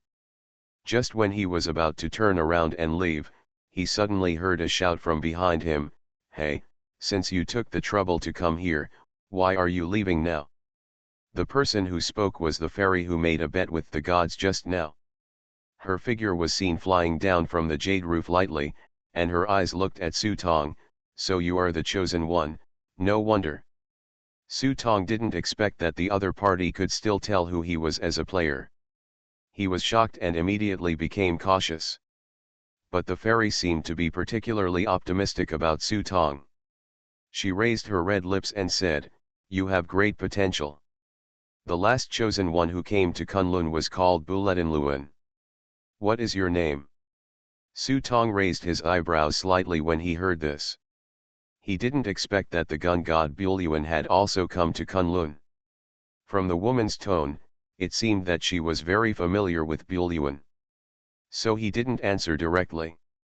Instead, he cleared his throat and said in a deep voice, "Does the fairy have anything to say? I think you are interesting, so how about I give you a chance? If you can climb to Yaokai, I will grant you a wish." The fairy pointed at the jade roof behind her. Shen Gongbao's expression suddenly changed when he heard the words. He was about to dissuade him, but the fairy's eyes flashed. Shen Gongbao was speechless and shouted silently, as if his voice was taken away in an instant. Even a fool can see that this girl has no good intentions at all. She just wants to continue to have fun. Seeing this, Su Tong asked, "Do you keep your word? What if I climb up and you don't keep your promise?" Ha ha ha ha. Hearing Su Tong's question, the fairy laughed like a silver bell. "Is there anything else you can do that I can regret? As supreme gods, they can change everything in the world at their fingertips, as long as they are willing. It is nothing more than a price. And this price, to them, is only negligible, not even worth mentioning. Sometimes they are happy to see someone complete this feat, so that they can show their ability and their hypocritical compassion in a timely manner. There is no proof for what I say. I don't have any big ambitions, but what I want is not ordinary. The fairy at least gave me a certificate to put my mind at ease." Su Tong narrowed his eyes and said with a smile. Seeing that Su Tong was a master who would not let go of rabbits but not hawks, the fairy finally smiled and made an oath to Su Tong. As long as Su Tong could step into the Yaokai, she would grant him a wish. "In this case, I will definitely give it my all." Seeing Su Tong agree, the fairy turned around and returned to Yuding with satisfaction. Before leaving, she did not forget to remind Su Tong, if he can't do it, then his fate will definitely be worse than those Yuran. It wasn't until the fairy left that Shen Gongbao could speak. Suddenly, with a mournful face, he pulled Su Tong and lowered his voice, "You are crazy. You didn't accept the appointment. You want to climb the Jade Summit on your own. You are seeking death." Shen Gongbao stamped his feet anxiously, but Su Tong asked curiously, "Isn't it the top of the mountain? I can't see it far away. Do you think this is the entrance to the downtown area? This is Kunlun, a forbidden land that the gods dare not set foot on without edicts. Even those demon merchants and envoys only send their tributes to the terrace in front. If they get the Queen Mother of the West agreed and sent down the Pegasus to help. No one dares to climb Kunlun on foot. You are seeking death. If you want to enter Yaokai, you must first go to Yuding. The distance is not too far, but it would be strange if it was really that simple."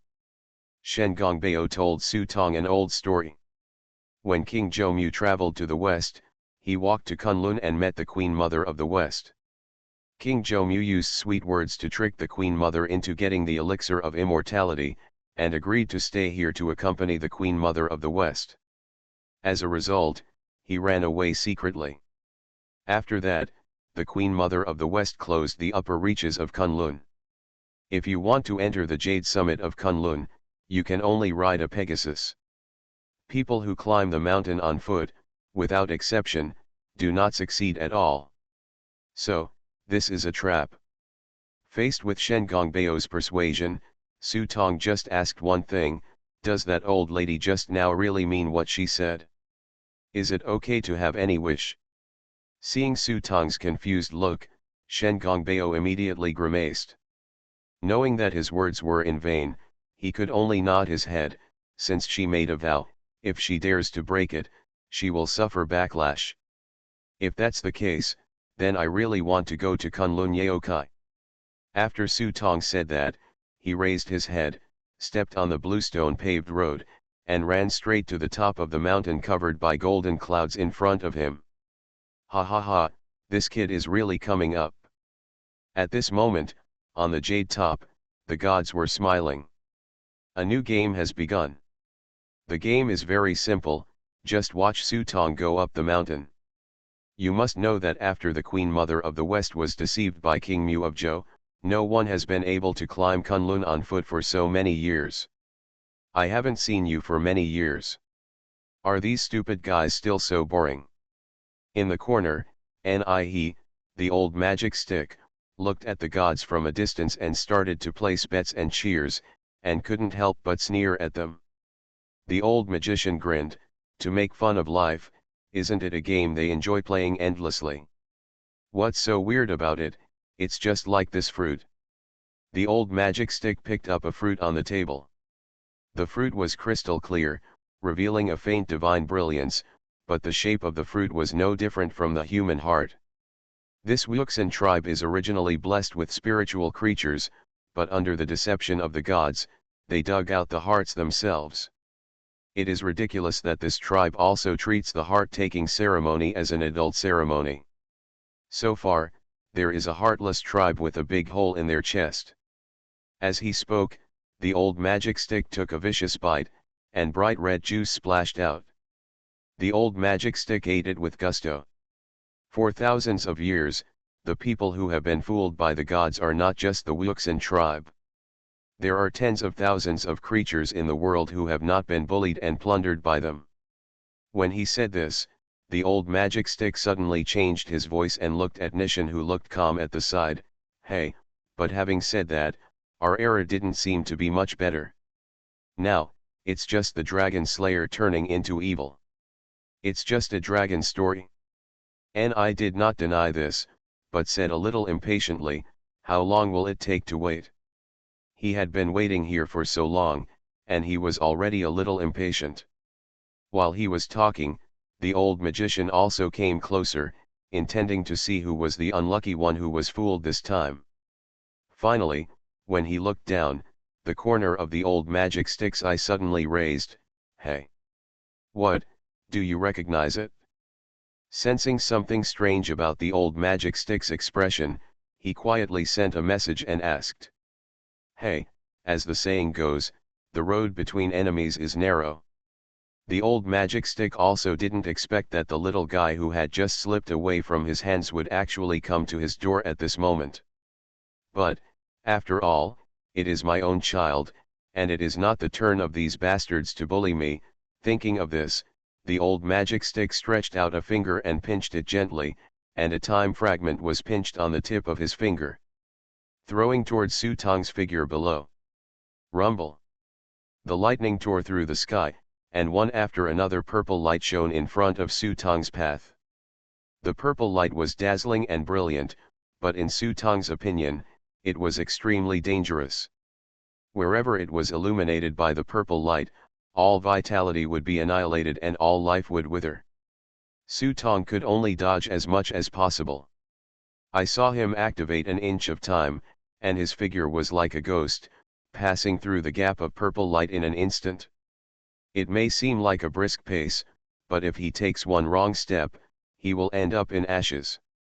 This scene not only made Shen Gongbao, who was standing behind, terrified, but he also didn't even dare to breathe. If that's all, that's it.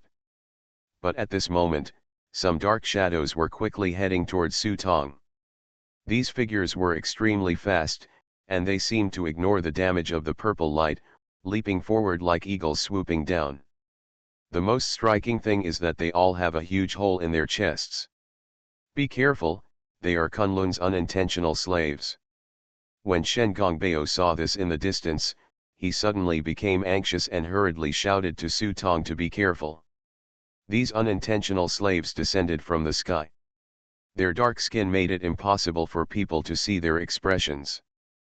They could only see that they were holding strange weapons in their hands, like maces, but they looked curved in shape. As they waved, it bursts out with bright light like blue lightning. Su Tong had already struggled to dodge these purple lights, but now he was being chased by these unintentional slaves. The limited space was simply not enough to dodge, so he could only risk being injured and fight head-on with several unintentional slaves. Boom! A huge impact exploded in the sky. Su Tong held Emoran in his hand. When the sword was swung, the yin and yang energy circulated around him, forming a strange aura that guided all the strange weapons that were thrown at him aside. It's just that although these weapons did not touch his body, a bit of blue light did hit his abdomen. Suddenly Su Tong felt a sharp pain. If he hadn't been super strong, an ordinary Sangxian would probably have been seriously injured by this blow. Seeing that this was not the way to go, Su Tong raised his eyebrows slightly and stopped fighting these guys head-on. Instead, he put Emoran away and rushed up the mountain faster. These unintentional slaves can ignore the purple light, but Su Tong can use an inch of time to speed up his speed. I don't know if it was under the stimulation of the crisis, but Su Tong suddenly felt that the effect of his 1 inch of time at this moment was far greater than before.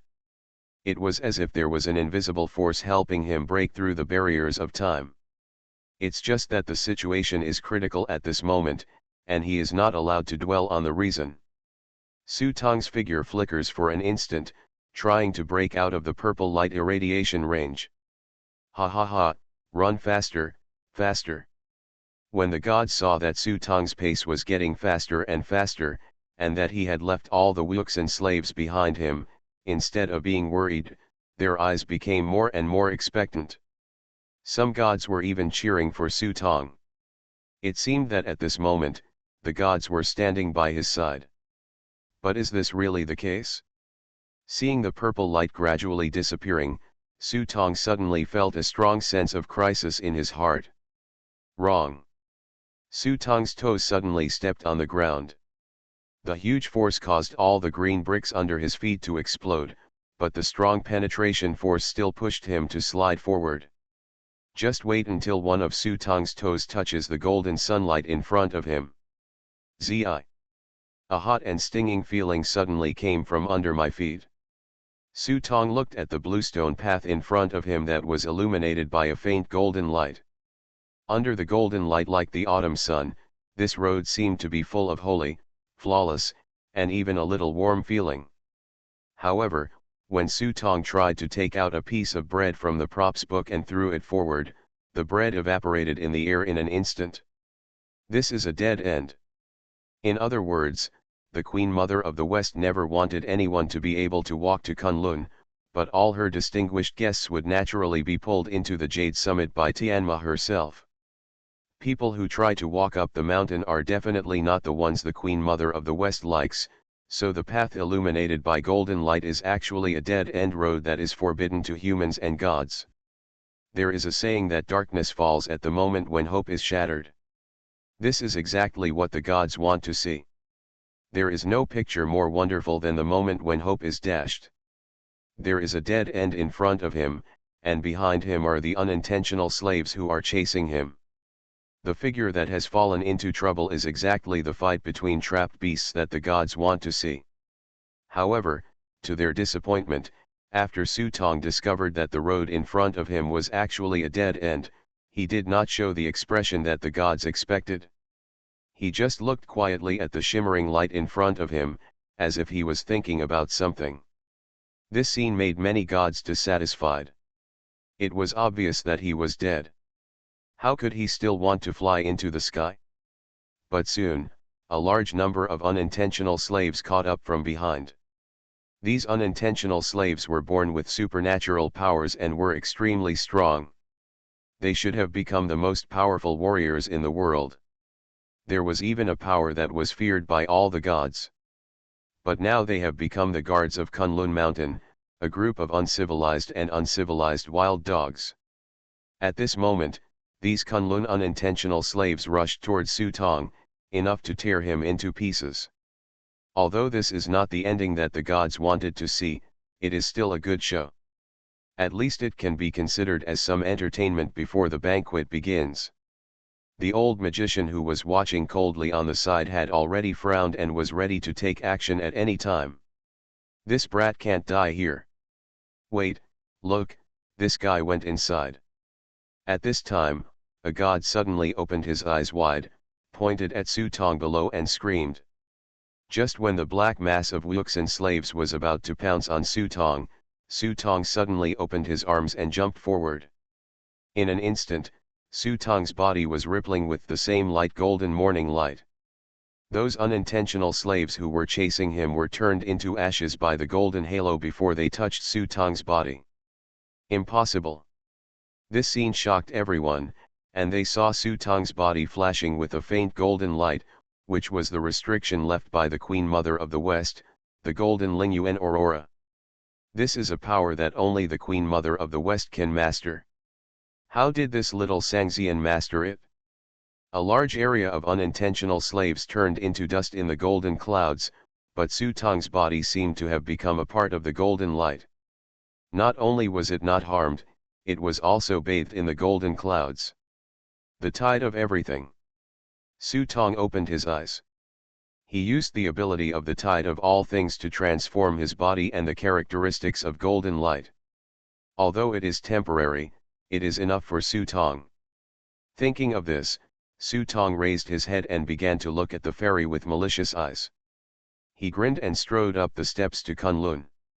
Sorry, the latest update is a bit short. It's because I haven't recovered from the cold and can't cheer up. The test was still positive, so I can only lock myself in a small room all day long. I'm so depressed, no I dare to go out for fear of infecting my family members. I wonder, brothers, how are you doing?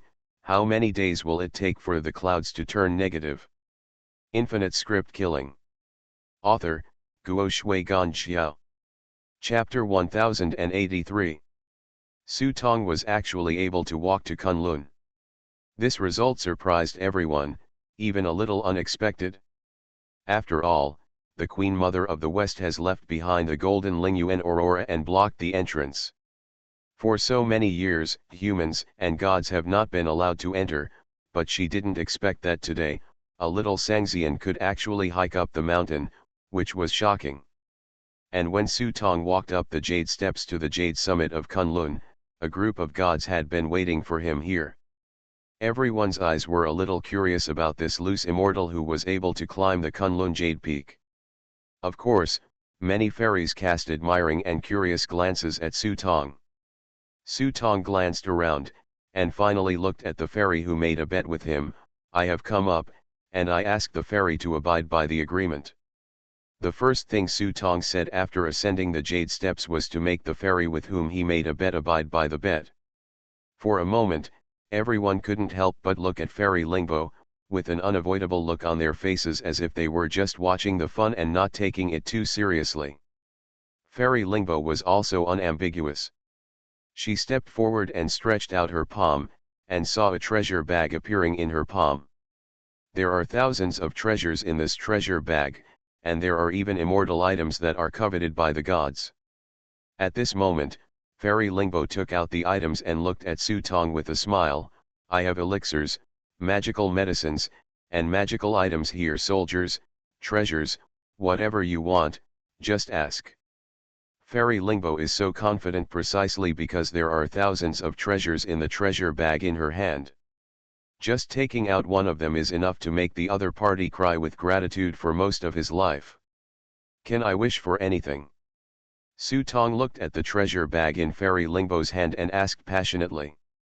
Of course, when Buletin Luan came last time, the spear in his hand was the reward we gave him. It was a magic weapon, which is enough to prove that what we said was true. Fairy Lingbo mentioned Buletin Luan again, with a feeling of raising a flag, and she continued to induce, of course, you are the chosen one. I can also give you another convenience, such as some unique privileges, it is not impossible. Can. Fairy Lingbo was actually very optimistic about the chosen one in front of her, and the gods present could probably guess her thoughts. After the last war between the East and the West, the Spear God Regiment suffered heavy losses. Although Buelyuan won, this guy was so arrogant afterwards that it was obvious that he was no longer suitable to continue to support them.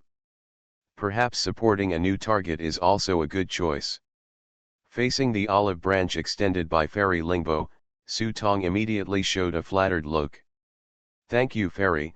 The little fairy doesn't dare to think too much. "I just want to ask the fairy for one thing."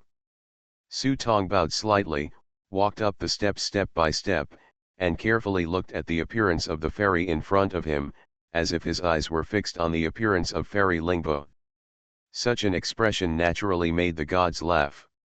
Not far away, Ni Shen snorted coldly when he saw this, and looked sideways at the old magic stick on the side. Although he didn't speak, his eyes clearly said, "Is this the kind of thing?"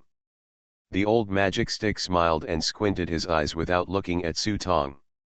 He calmly took a piece of fruit and stuffed it into his mouth, as if he was about to have a good show, which surprised Nishan. "Tell me, what do you want to ask me to do?" Fairy Lingbo could not wait to hear what unexpected request this little chosen one would make. Even forming a Taoist companionship with her is not impossible, it's just a matter of giving him a ray of thought. However, Su Tong just raised his head unhurriedly, looked at Fairy Lingbo who was very close in front of him with a smile, and raised his eyebrows slightly. "Simple, what I want is the fairy's life." Suddenly, the surroundings fell into deathly silence. All the gods looked at Su Tong in front of them with wide eyes, and Fairy Lingbo fell into a daze. I was so shocked that I even wondered if I heard it wrong. But at this moment, Su Tong's increasingly cold voice struck again. "Fairy, I am willing to admit defeat, what I want is your life." "Asshole." Fairy Lingbo suddenly became angry and stared at Su Tong with a look of disbelief on her face. "You are looking for death. Fairy, please die quickly. The clouds are rising, the auspicious energy is brilliant, and the 5-color clouds are filled." Su Tong's words were sonorous and powerful, pointed directly at people's hearts, deafening, and his eyes were like swords in people's hearts, making everyone tremble and tremble. The power of self-confidence and indomitable momentum make people feel a firm and invincible murderous aura. Fairy Lingbo was completely angry now, and her face felt hot and stinging. It was secondary to shooting herself in the foot, but now her face was completely lost by Su Tong at this moment. She never dreamed that a loose immortal like Su Tong would actually try to kill a god. Those phoenix eyes stared at Su Tong. "You idiot, you really failed to live up to all my expectations for you." After saying that, he raised his palm and struck Su Tong with a golden divine sword. The sun, moon, stars, flowers, birds, fish, and insects were engraved on the divine sword. A brilliant brilliance poured out from the sword's edge and flooded the world. In an instant, it was about to kill Su Tong. The child's figure was swallowed up. The wrath of the gods can destroy heaven and earth. In those script worlds, there were countless time and spaces that were turned to ashes by the wrath of the gods, not to mention that the person in front of them was just a small immortal. However, what everyone expected was that Su Tong's figure was exposed in the brilliant light. Instead of turning into ashes, he faced the sword light and quickly rushed towards Fairy Lingbo. This scene was something no one expected. I saw that Su Tong's body was radiating with brilliant light, not only the golden spiritual aurora of the Queen Mother of the West, but also the holy light protection of the sage. In addition, Su Tong had deliberately approached step by step, but now he suddenly attacked. Even the gods in front of him were caught off guard. Fairy Lingbo still wanted to hide away, but the aurora of golden spirit essence on Su Tong's body shone on her body. For a moment, Fairy Lingbo was suppressed by the divine light. The divine brilliance that symbolized immortality suddenly appeared on her body in an instant. "Go down sadly." Only then did the gods remember that Su Tong seemed to have the means to control Jinling Yuan Aurora, and they were suddenly horrified. The golden Ling Yuan Aurora can restrain the power of the gods. This should be the unique method of the Queen Mother of the West, but now it falls on this boy. That is as dangerous as throwing a loaded pistol to a child. When Su Tong saw that the golden spiritual aurora on his body really had a miraculous effect, he didn't even have the slightest thought of pity for her, and hit Fairy Lingbo hard in the face with an elbow. The delicate cheek was immediately smashed open, and golden blood poured out along the wound and sprinkled on Su Tong's body. The huge power immediately made Fairy Lingbo let out a muffled cry, and she was shocked and angry inside. You dare to disobey the gods, aren't you afraid that you will be wiped out in ashes? But as soon as she said those words, she regretted them. Because Su Tong took the opportunity to snatch the divine sword from her hand, turned the sword sharply, and stabbed her chest hard. Fairy, keep your word, don't forget, you swore an oath. Su Tong held the hilt of the sword with both hands and used all his strength to pierce the sword blade into Fairy Lingbo's chest. This scene made the expressions of all the surrounding gods change drastically. Fairy Lingbo was almost going crazy, but she couldn't break free from Su Tong's arms. She could only scream and ask other gods for help. Don't be afraid, Fairy, I'm here to help you. Finally, a god took action. With his fingertips, there was a black light that penetrated time and space and struck Su Tong directly in the back of his heart. This blow was enough to make Su Tong's soul fly away and he would never be reincarnated. Su Tong sensed the crisis, but did not let go. Instead, he pulled Fairy Lingbo towards his back, trying to use her as a shield. Now the god who took action could only withdraw his power in a hurry, and was so angry that he stamped his feet and cursed. Stop, this is Kunlun. If you dare to kill a god here, the Queen Mother of the West will cut you to death with 1,000 knives, and you will never be reincarnated. Fairy Lingbo was also panicking at this moment. She struggled desperately, but Su Tong actually had the golden spirit aurora of the Queen Mother of the West on her body.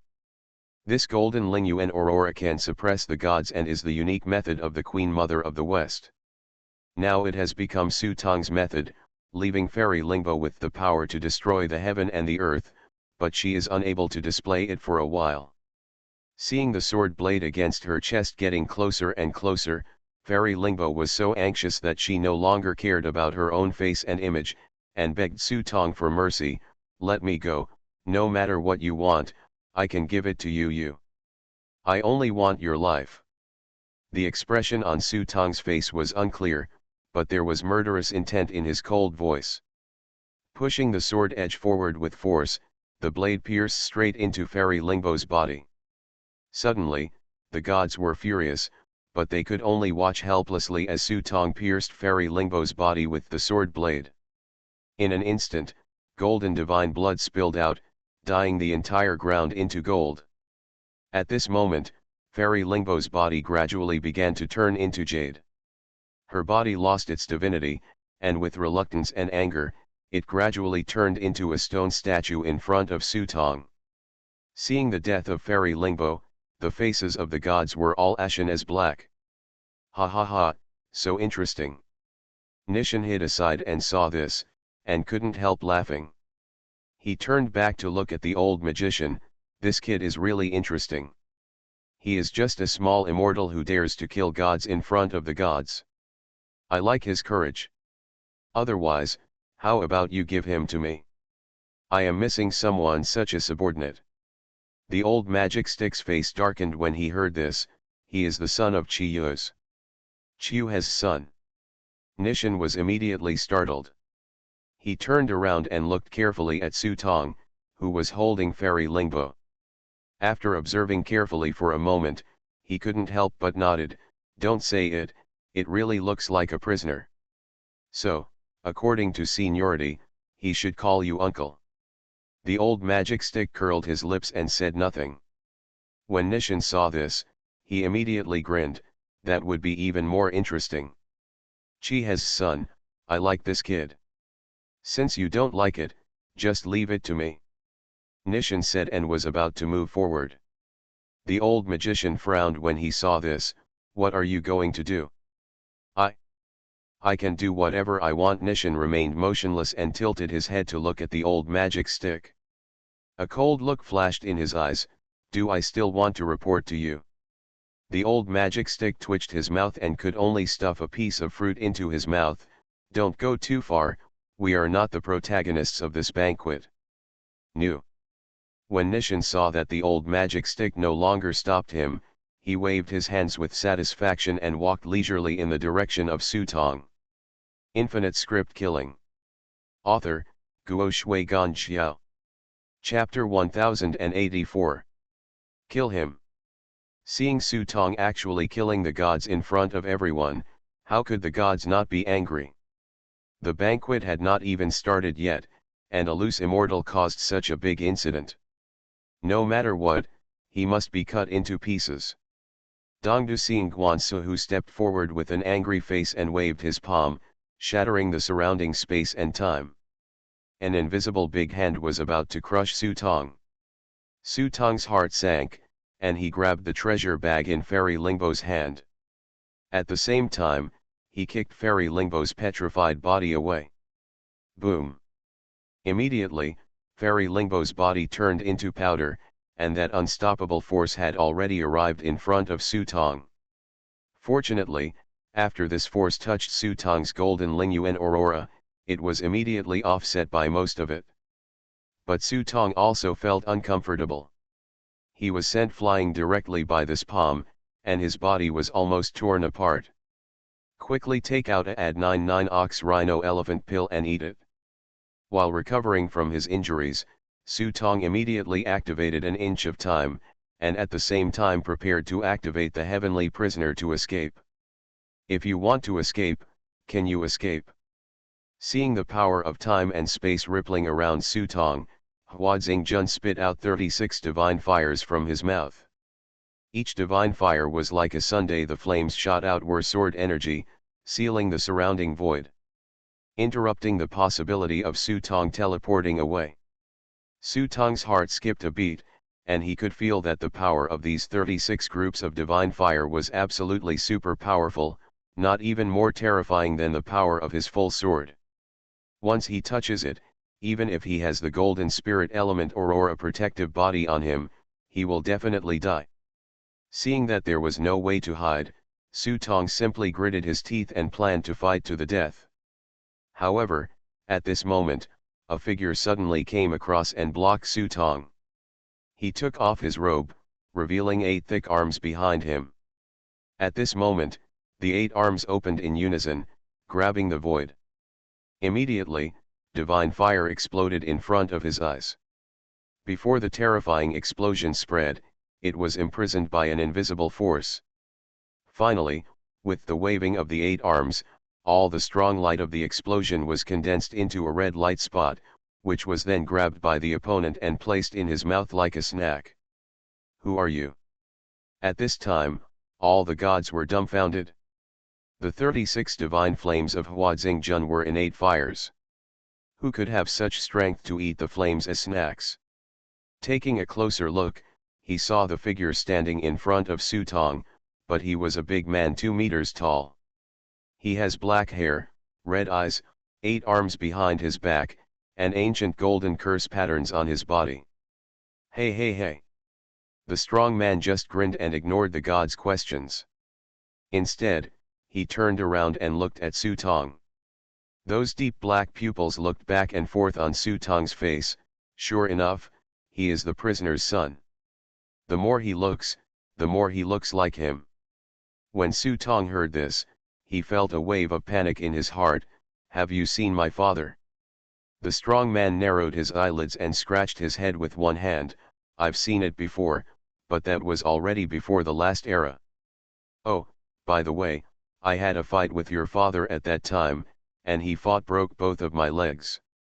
Having said this, the strong man glanced sideways at Sutong. "How about you come and pay off this debt for your father?" Sutong's face turned cold and he immediately became alert. Fortunately, at this time, Before Su Tong could speak, Lord Huadexing among the gods could not help but ask coldly, "Who is your excellency?" The strong man turned around and glanced at the other person, then asked, "Who are you?" "I am the true Lord Huad." True Lord Huad took a step forward, his whole body was like the sun, emitting blazing firelight. "I've never heard of it." The strong man shook his head, thought for a moment, and then looked like he suddenly realized, "Oh, he's probably the one who lit the fire." "Asshole." Lord Huadexing's expression changed. As the god of fire, he was in charge of the source of fire in the world, yet he was called a fire burner. He was prepared to take action. But at the moment Huadzing Jun summoned the real fire, the strong man raised his thick brows, raised his hand, and made a slight buzz sound with his big hand. The force of the shot did not seem to be very strong, but all of a sudden, the void collapsed. Huodexing Jun's true fire was suddenly shattered by the slap, and his body seemed to be frozen in nothingness, unable to move at all. "What Huadzing Jun? The god of fire in my impression is Zhurong, but who do you think you deserve to call yourself the god of fire? Do you understand how to play with fire?" The strong man's eyes turned cold, and boundless murderous intent poured out like a galaxy. The void exploded in an instant, and the terrifying chaotic energy in front of him exploded from the void. Immediately, Huadzing Jun's body exploded, and a large amount of golden divine blood rushed up. "Splash it down." This scene shocked all the gods. Even Su Tong's eyes widened. It is unbelievable that Lord Huadzing, whose strength is many times greater than that of Fairy Lingbo, is in charge of the Ministry of Fire and is the authentic god of fire in heaven, yet he was beaten to the point of being completely destroyed like this. "Who the hell are you?" Seeing that the other party killed Huadzing Jun as soon as he took action, the gods finally couldn't sit still. "I." The strong man raised his little finger and plucked his ears. "You don't recognize me even if I tell you, but you all seem to like to call us, the gods of death." When they heard the word god of death, the eyes of the gods in front of them suddenly widened, and they finally realized something. In an instant, many fairies screamed and backed away. Some gods even sacrificed their own magic weapons one after another, and were strictly prohibited from waiting. The gods of death are an earlier group of gods before the age of gods. It is said that they were born before the creation of the world, and they are also the first generation of gods in the true sense. They were cruel and tyrannical, and after the Queen Mother of the West and other second-generation gods were overthrown in the end, they disappeared without a trace. It is said that in the underworld, there are occasionally some strange coffins. These coffins are called coffins. It is said that the god of death buried himself in them and wanted to survive in this way. But so far, although there are constant rumors, there has never been a real resurrection of the god of death. Now, the strong man in front of him actually calls himself the god of death. This really frightened all the gods. The resurrection of the dead god is a sign of Ragnarok. Nishan turned his head and looked at Su Tong. "Your uncle said that you have your father's things, right?" "That's just right. There is a place and we need your help to take us in." "Uncle?" Su Tong's face was full of confusion. He had never seen his own father, so why did he have an uncle inexplicably? Seeing Su Tong's confused look, Nishan pointed at the old guy in the distance who was burying his head in the fruit and eating deliciously. When Su Tong saw it, he couldn't help but gasped, "Hiss! He is my uncle. I saw the old magic stick with a fruit in his left hand and a glass of wine in his right hand. He was eating and drinking well." He noticed Su Tong's gaze on him and raised his head and grinned at Su Tong. Even if it was Su Tong, he couldn't help but feel his scalp numb. "Come on, uncle, do you like to torment your nephew? Buzz. Let's go. It doesn't matter if you don't want to stay here. It's just a pity that you missed a good show." Nishan said that he would take Su Tong and leave first. Seeing the two of them leaving, how could the gods let him go? "Let's go together and kill the god of death." A god roared, he was Lurenja, one of the 29 righteous gods of the Do department. As they spoke, the 29 Dauban gods took action in unison. They bloomed with divine brilliance, unfolded their own caves, and used themselves as their own way to interpret the 29 star-fighting formations. The Do Bulletin is the leader of the gods and constellations. It has the commander of the 5 Do Kungzing, Jiyao, Evil, Zhengshen, Kungzing, 28 constellations, 36 heavenly gangs, and 72 earthly evils. Even Juyao Xingguan is under the Do sect. At this moment, the 29 Daoba righteous gods took action at the same time, mobilizing the power of the stars to support them. They saw endless starlight interweaving mysterious patterns in front of them, as if they were creating the world and evolving the world, which was as terrifying as the world. The real God-destroying killing formation is tens of thousands of times more terrifying than the 9 immortals God-refining formation. However, Nishan grabbed Su Tong's arm, "Follow me." Having said that, Ni Shen led Su Tong into the stars in almost one step. The 8 arms were waved at the same time, and the terrifying power was like the creation of heaven and earth, causing the space to shatter directly, attacking everyone indiscriminately. This is the power of the earliest generation of gods. That era was overthrown by the gods and suppressed them in the netherworld for thousands of years. Now these ancient dead gods have finally revived, looking down upon the world. They are not afraid in the face of so many gods, and have the power to dominate the world. The vast coercion shook the entire Kunlun, and everyone shuddered, fear penetrating into people's bones. A waste like you are worthy of mobilizing the stars. Nishan sneered, stepped down hard with one foot, causing the starlight to shatter, and then the figure rushed in, with 8 arms spread out, invincible, and in an instant, the 3 Daoman Star Masters were sent flying, leaving no one to confront them. Then 8 arms swung a punch and smashed the Kankan Nebula in front of him into pieces. Ha ha ha. Arrogant laughter rippled across the Kunlun mountains. At this moment, the gods who were originally aloof now turned pale and even began to tremble uncontrollably. At this moment, Ni seemed to have noticed something.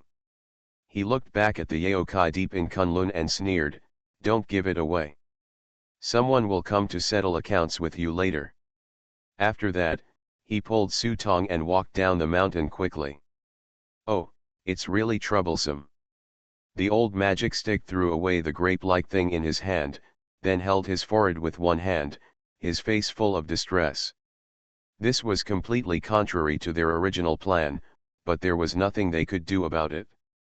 If Ni would be so obedient, his name would no longer be Ni. "I missed a good show, so I have to deal with that little beast first." Thinking of this, the old magic stick sighed helplessly, stood up slowly and gradually disappeared on top of Kunlun.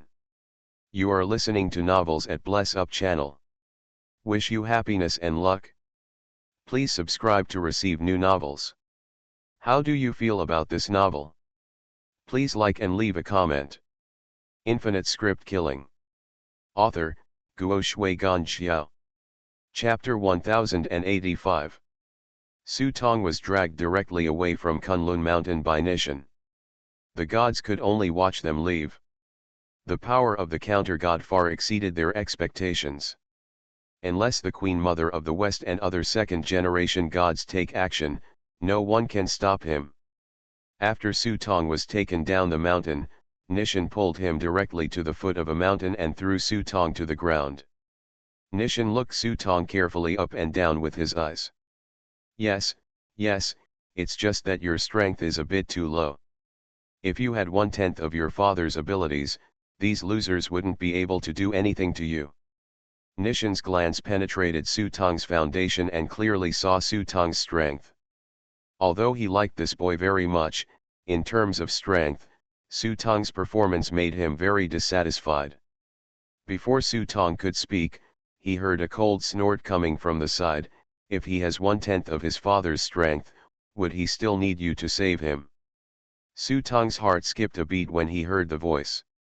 He saw the figure of the old magic stick escape from the void and walk out slowly with his hands behind his back.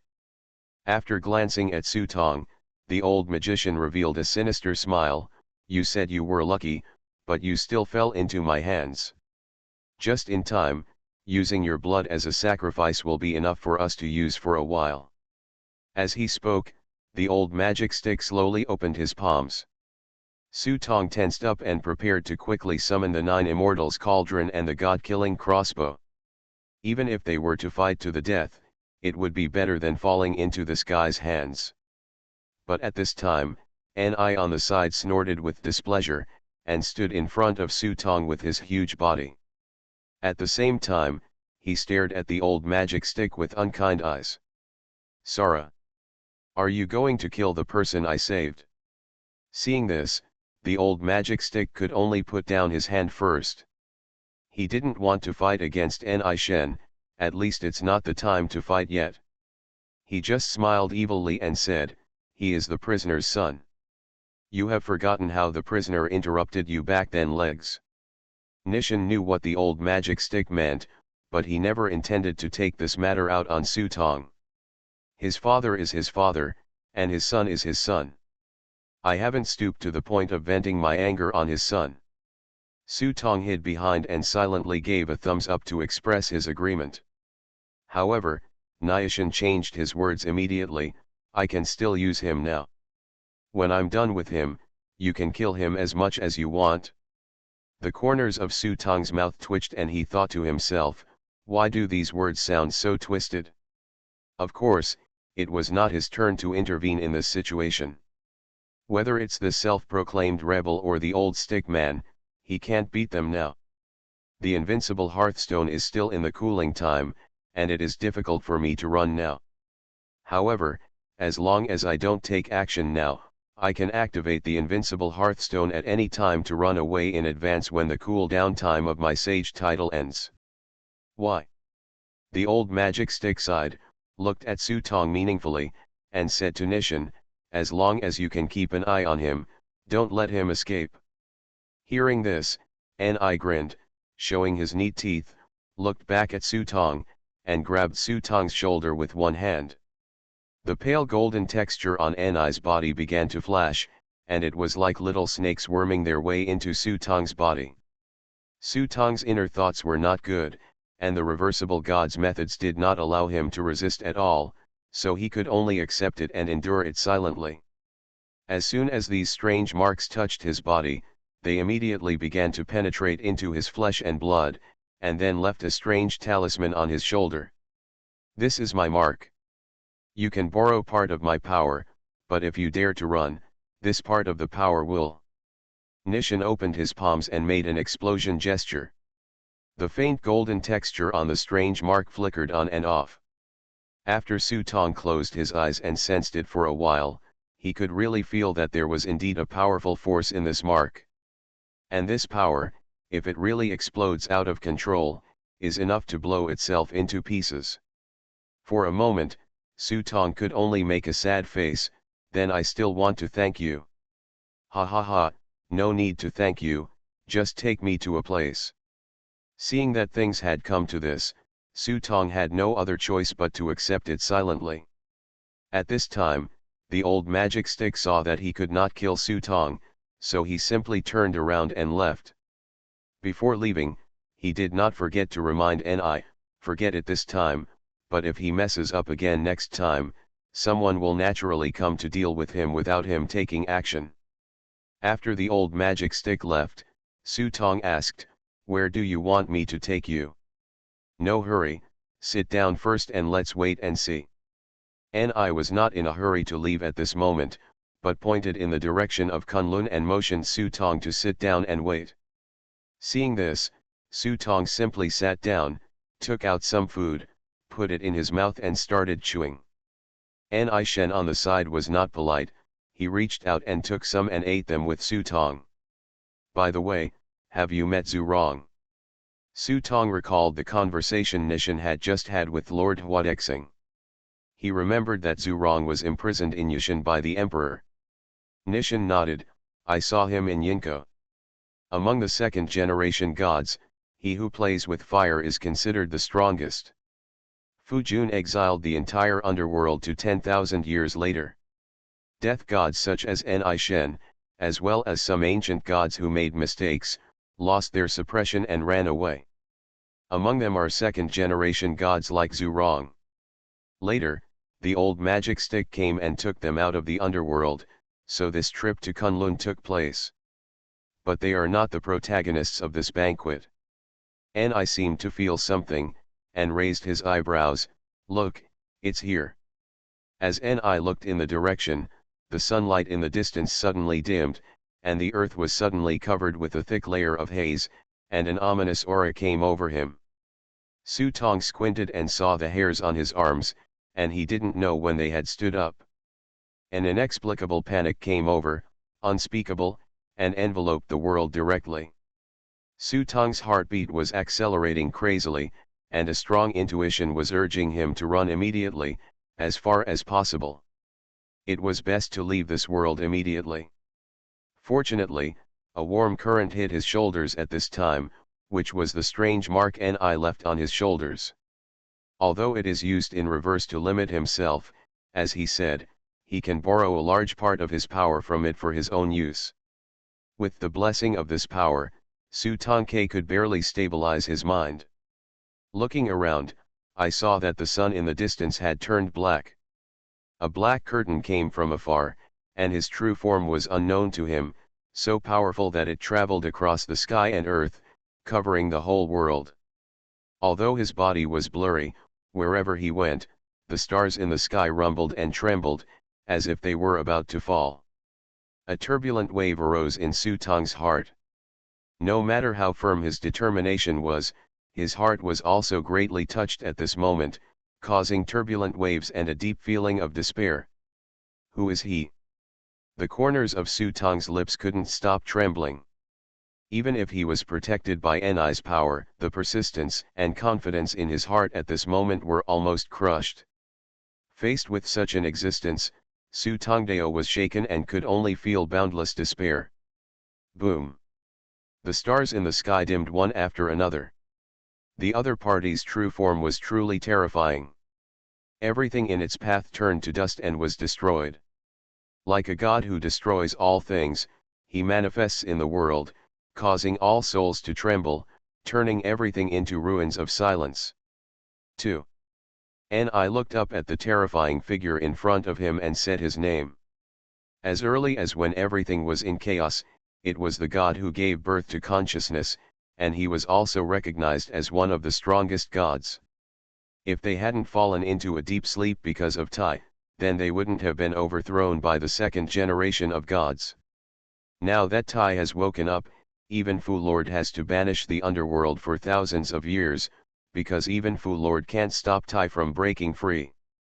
At this moment, Tai's figure was walking slowly, just like the Supreme God King who controls all things. He only needs to wave his hand to wipe out the world at will.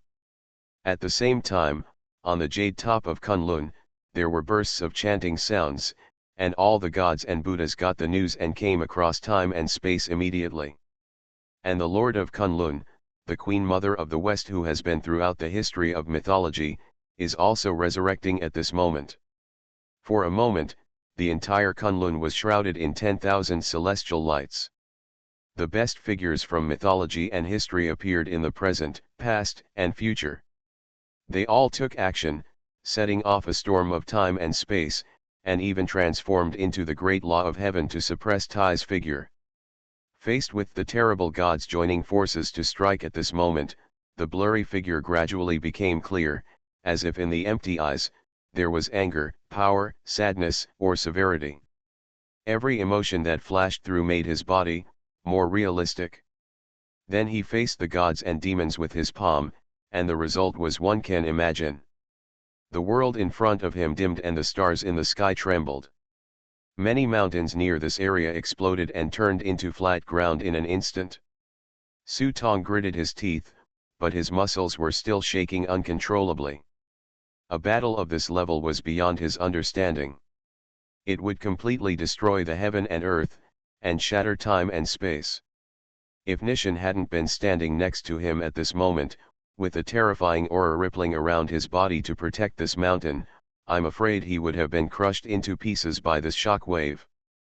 At this moment, Ni stood up and pulled up Su Tong, whose limbs were already cold on the ground. Let's go. Walk. Su Tong glanced at the figure still fighting the gods in the distance, with a look of confusion in his eyes. The next battle between Taehi and the gods will definitely wipe out this world. If we don't leave, we won't be able to leave. After hearing Ni's words, Su Tong immediately shuddered, knowing that this was no joke. Obviously, with his strength, he couldn't eat this melon of the gods. He immediately called out heavenly prisoner in his heart, then Ni grabbed his shoulders and said, try to meditate on this place, Tian Kai Ridge. What is that place? Su Tong had never heard of this place. You'll know when we get there. Let's go quickly. If we don't, we won't be able to leave. Amid Ni's urging, Su Tong tried to meditate on this place in his heart. After a burst of bright light flashed in the blood-red sky prison, Su Tong and Ni's figures disappeared from the world at the same time. Infinite Script Killing. Author, Guo Shui Gan Xiao. Chapter 1086. When Su Tong and Ni appeared again, they saw a black world of scorched earth in front of them. Su Tong looked at the black soil under his feet, reached out and took a handful, and saw that the soil here looked like rabbit droppings. Looking around, the world in front of us is pitch black and lifeless. There is a huge mountain in the distance, like a black spar, reflecting a rainbow-like luster. What is this place? Why is it like this? Su Tong looked around curiously. As far as the eye can see, there is no other life except the mountain in the distance. Ni ignored Su Tong's question. He just placed his palm gently on the soil in front of him, grabbed a handful of soil and put it to his mouth. He took a greedy deep breath, and his eyes gradually became darker. Then Ni turned his gaze to the mountain in the distance and walked towards the mountain. This mountain is very tall, even compared to Yushan. It's just that the mountain has completely crystallized at this moment, and Su Tong's feet will make a clicking sound when he steps on it. Su Tong tried to throw a stone into the prop book. As a result, the prop book gave him only 2 words of answer, gray crystal. Apart from these 2 words, there is no other introduction. It seems that the things here have no value at all except a title. Su Tong glanced at Ni. This guy seemed to be in a particularly bad mood after coming here. Facing such a grumpy guy, Su Tong wisely chose to shut up. The two stepped on the crystal stones that were about to break at any time all the way to the top of the mountain. At this time, Su Tong looked around and found that far, far away, there was still lifeless ashes. It seems that there is no other color in this world, only endless despair. At this time, Ni stopped, lowered his body, and gently pushed away the black mud on the ground. A stone tablet appeared in front of Ni. There was a golden texture on the stone tablet, and Ni's breathing gradually became rapid. His fingers gently touched the stone tablet, as if he were touching his former lover. The moment his fingers came into contact with the stone tablet, Su Tong found that the mark on his body actually resonated with the writing on the stone tablet. In an instant, Su Tong's eyes flashed, and a vibrant world appeared in front of him. There are countless ethnic elves in this world, which is full of vitality, just like heaven. Su Tong also saw many people who looked like Ni, but most of them only had 4 arms. The way they communicate is through the resonance of their golden wrinkles. Is this Ni's hometown? Seeing this, Su Tong roughly guessed that this might be Ni's home, but after Ni was suppressed, this place was destroyed by the gods and turned into a scorched earth. Boom! Just when Su Tong was guessing, an explosion shattered the illusion in front of him, and Ni, with a black face, smashed the stone tablet in front of him into pieces with a punch. Then a foot stamped hard on the ground. Boom! Suddenly, a crack penetrated directly through the mountain. The huge gap even began to penetrate toward the ground, and finally stopped until it penetrated into the abyss tens of thousands of feet below the mountain. At this time, Ni ignored Su Tong and jumped directly. Seeing Ni's figure gradually disappearing into the dark abyss, Su Tong glanced at the cooling time of heavenly prisoner. After a second thought, Su Tong could only give up the unrealistic idea after thinking that Ni's mark still remained on his shoulder, gritted his teeth, and jumped into the abyss following Ni's figure. Su Tong didn't know how deep the abyss was, but he fell straight into it, and it took more than 10 minutes before he reached the bottom. However, as the depth of the fall continued to increase, the original black soil gradually disappeared. Su Tong even smelled a smell of earth. He used his spiritual vision to take a look and found that there was still a faint trace of life in the mud under the abyss. They are some weird reptiles. This is good news, indicating that the world has not been completely destroyed. At least there is still life under the abyss. Perhaps we only need to wait tens of thousands of years before new life will be reborn here. As the body continued to fall downwards, Su Tong found that the surrounding soil began to show dark red stone walls. What surprised him even more was that there seemed to be traces of artificial carvings on the stone walls. However, over time, the traces have become blurred. Su Tong immediately let go of his thoughts and explored his surroundings with his consciousness. Only then did he realize that there was an underground palace hidden deep down. Could it be that the reason why I came back is because of this underground palace? With curiosity, Su Tong accelerated his fall. Finally, more than 10 minutes later, Su Tong turned over and landed lightly on the ground. What I saw in front of me was actually a huge underground palace, with sculptures that were the same as those on the surrounding walls. There are many light golden textures on the side. Seeing these textures, Su Tong couldn't help but feel moved, and tried to put his arms on them. Suddenly these textures resonated subtly with the marks on his shoulders. Wisps of strange information appeared in Su Tong's mind. Rakshasa gods and demons transform. Su Tong carefully realized that it was actually a strange practice method. The practitioner could make his own thoughts undergo a special arrangement to evolve the magic form of Rakshasa god. It turns out that these golden words are the inheritance left by Ni's ethnic group. Fortunately, I have the mark of Ni on my body, otherwise I would definitely not be able to understand the information above through resonance. Su Tong secretly rejoiced in his heart. Isn't this what he lacks most now? However, after he felt it carefully for a moment, he frowned and chose to give up this practice method. It's not that this set of gods and demons is not strong, but it's not suitable for me. However, although it is not suitable, the way of practice has inspired me a lot. Immediately, Su Tong continued to walk deeper. Whenever you see golden lines, you will stop and try to understand the content. Some of these are the inheritance of skills, and some are records about going against this ethnic group. When Su Tong's hand touched a rock wall, his eyes were suddenly covered by a golden glow. Two figures appeared in the sky. When the picture gradually became clearer, Su Tong's eyes suddenly widened. One of them was Ni, and the other was actually his father, Prisoner. The prisoner, who was dressed in a pure white robe, held a long stick that looked like crystal in his hand and fought against Ni. The prisoner at this time was completely different from the blurry face he saw in his memory. A confident smile filled the corners of his mouth, and his deep eyes seemed to be able to penetrate the world. The figures of the two people were either flying like an eagle or flying like a tiger or leaping into a dragon. They were entangled together and collided one after another. It was simply unimaginable, a pure life and death confrontation. Brilliant light burst out from the central area, like 10 suns exploding at the same time. I saw my father waving a crystal stick in his hand. Every time he waved it, the world around him was changed. There are scorching deserts, stormy seas, and boundless starry skies. Every time the world changes, his father can always use the power of this world to create an absolute advantage for himself. In comparison, Anai's method was simple and direct. He held a battle axe in his hand.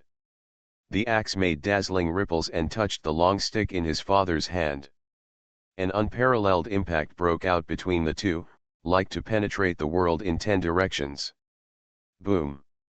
The sky collapsed and the earth collapsed, and the sky collapsed in all directions. In the end, it was his father who smashed Ni down into the sky with a stick. Seeing this scene, Su Tong's heart beat faster. Just as he was looking at it, he suddenly felt a hand pat on his shoulder from behind. He suddenly woke up from the record. When he looked back, his heart suddenly skipped a beat, and he saw a man staring at him with an unkind expression, and then glanced at the wall behind him. "You saw it all?" Ni asked with a cold face. Su Tong swallowed and nodded. "My father is very strong, but he defeated you by playing dirty tricks. If we do it again, the outcome will be unpredictable." Su Tong was full of desire to survive. Although Ni had already said that he would not hold his father's blame on him, after all, he had been beaten by his father. If he was unhappy, he would not even give himself a beating. A place to cry. Hey! When Ni heard this, he immediately sneered and unceremoniously exposed Su Tong's little thoughts. "Forget it, if you can't beat him, you can't beat him. There's no point in saying that." After saying that, he glanced sideways at Su Tong. "Your ruffian nature and your ability to adapt to the wind are nothing like him. Nephew is like uncle." Su Tong never forgot to hit the old magic stick, and then he turned his eyes and found a black battle axe in Ni's hand. This battle axe was the weapon he used when fighting his father. "You came back just to get this?" Su Tong looked at the battle axe. The black axe's workmanship looked a bit rough and uneven, but if you look carefully at the gaps in the axe, there was a faint golden light flowing. He shook the axe backwards and nodded. "There is nothing worth remembering about this place, but there are still some inheritances left by the clansmen.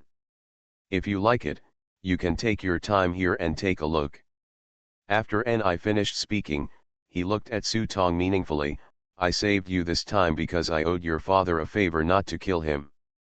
Now I have returned it to him. Let's clear both sides. Don't let Kong Chiu do it next time. If I catch you, a pure-blooded descendant like you is the best sacrifice for him. Gods are good at offering sacrifices.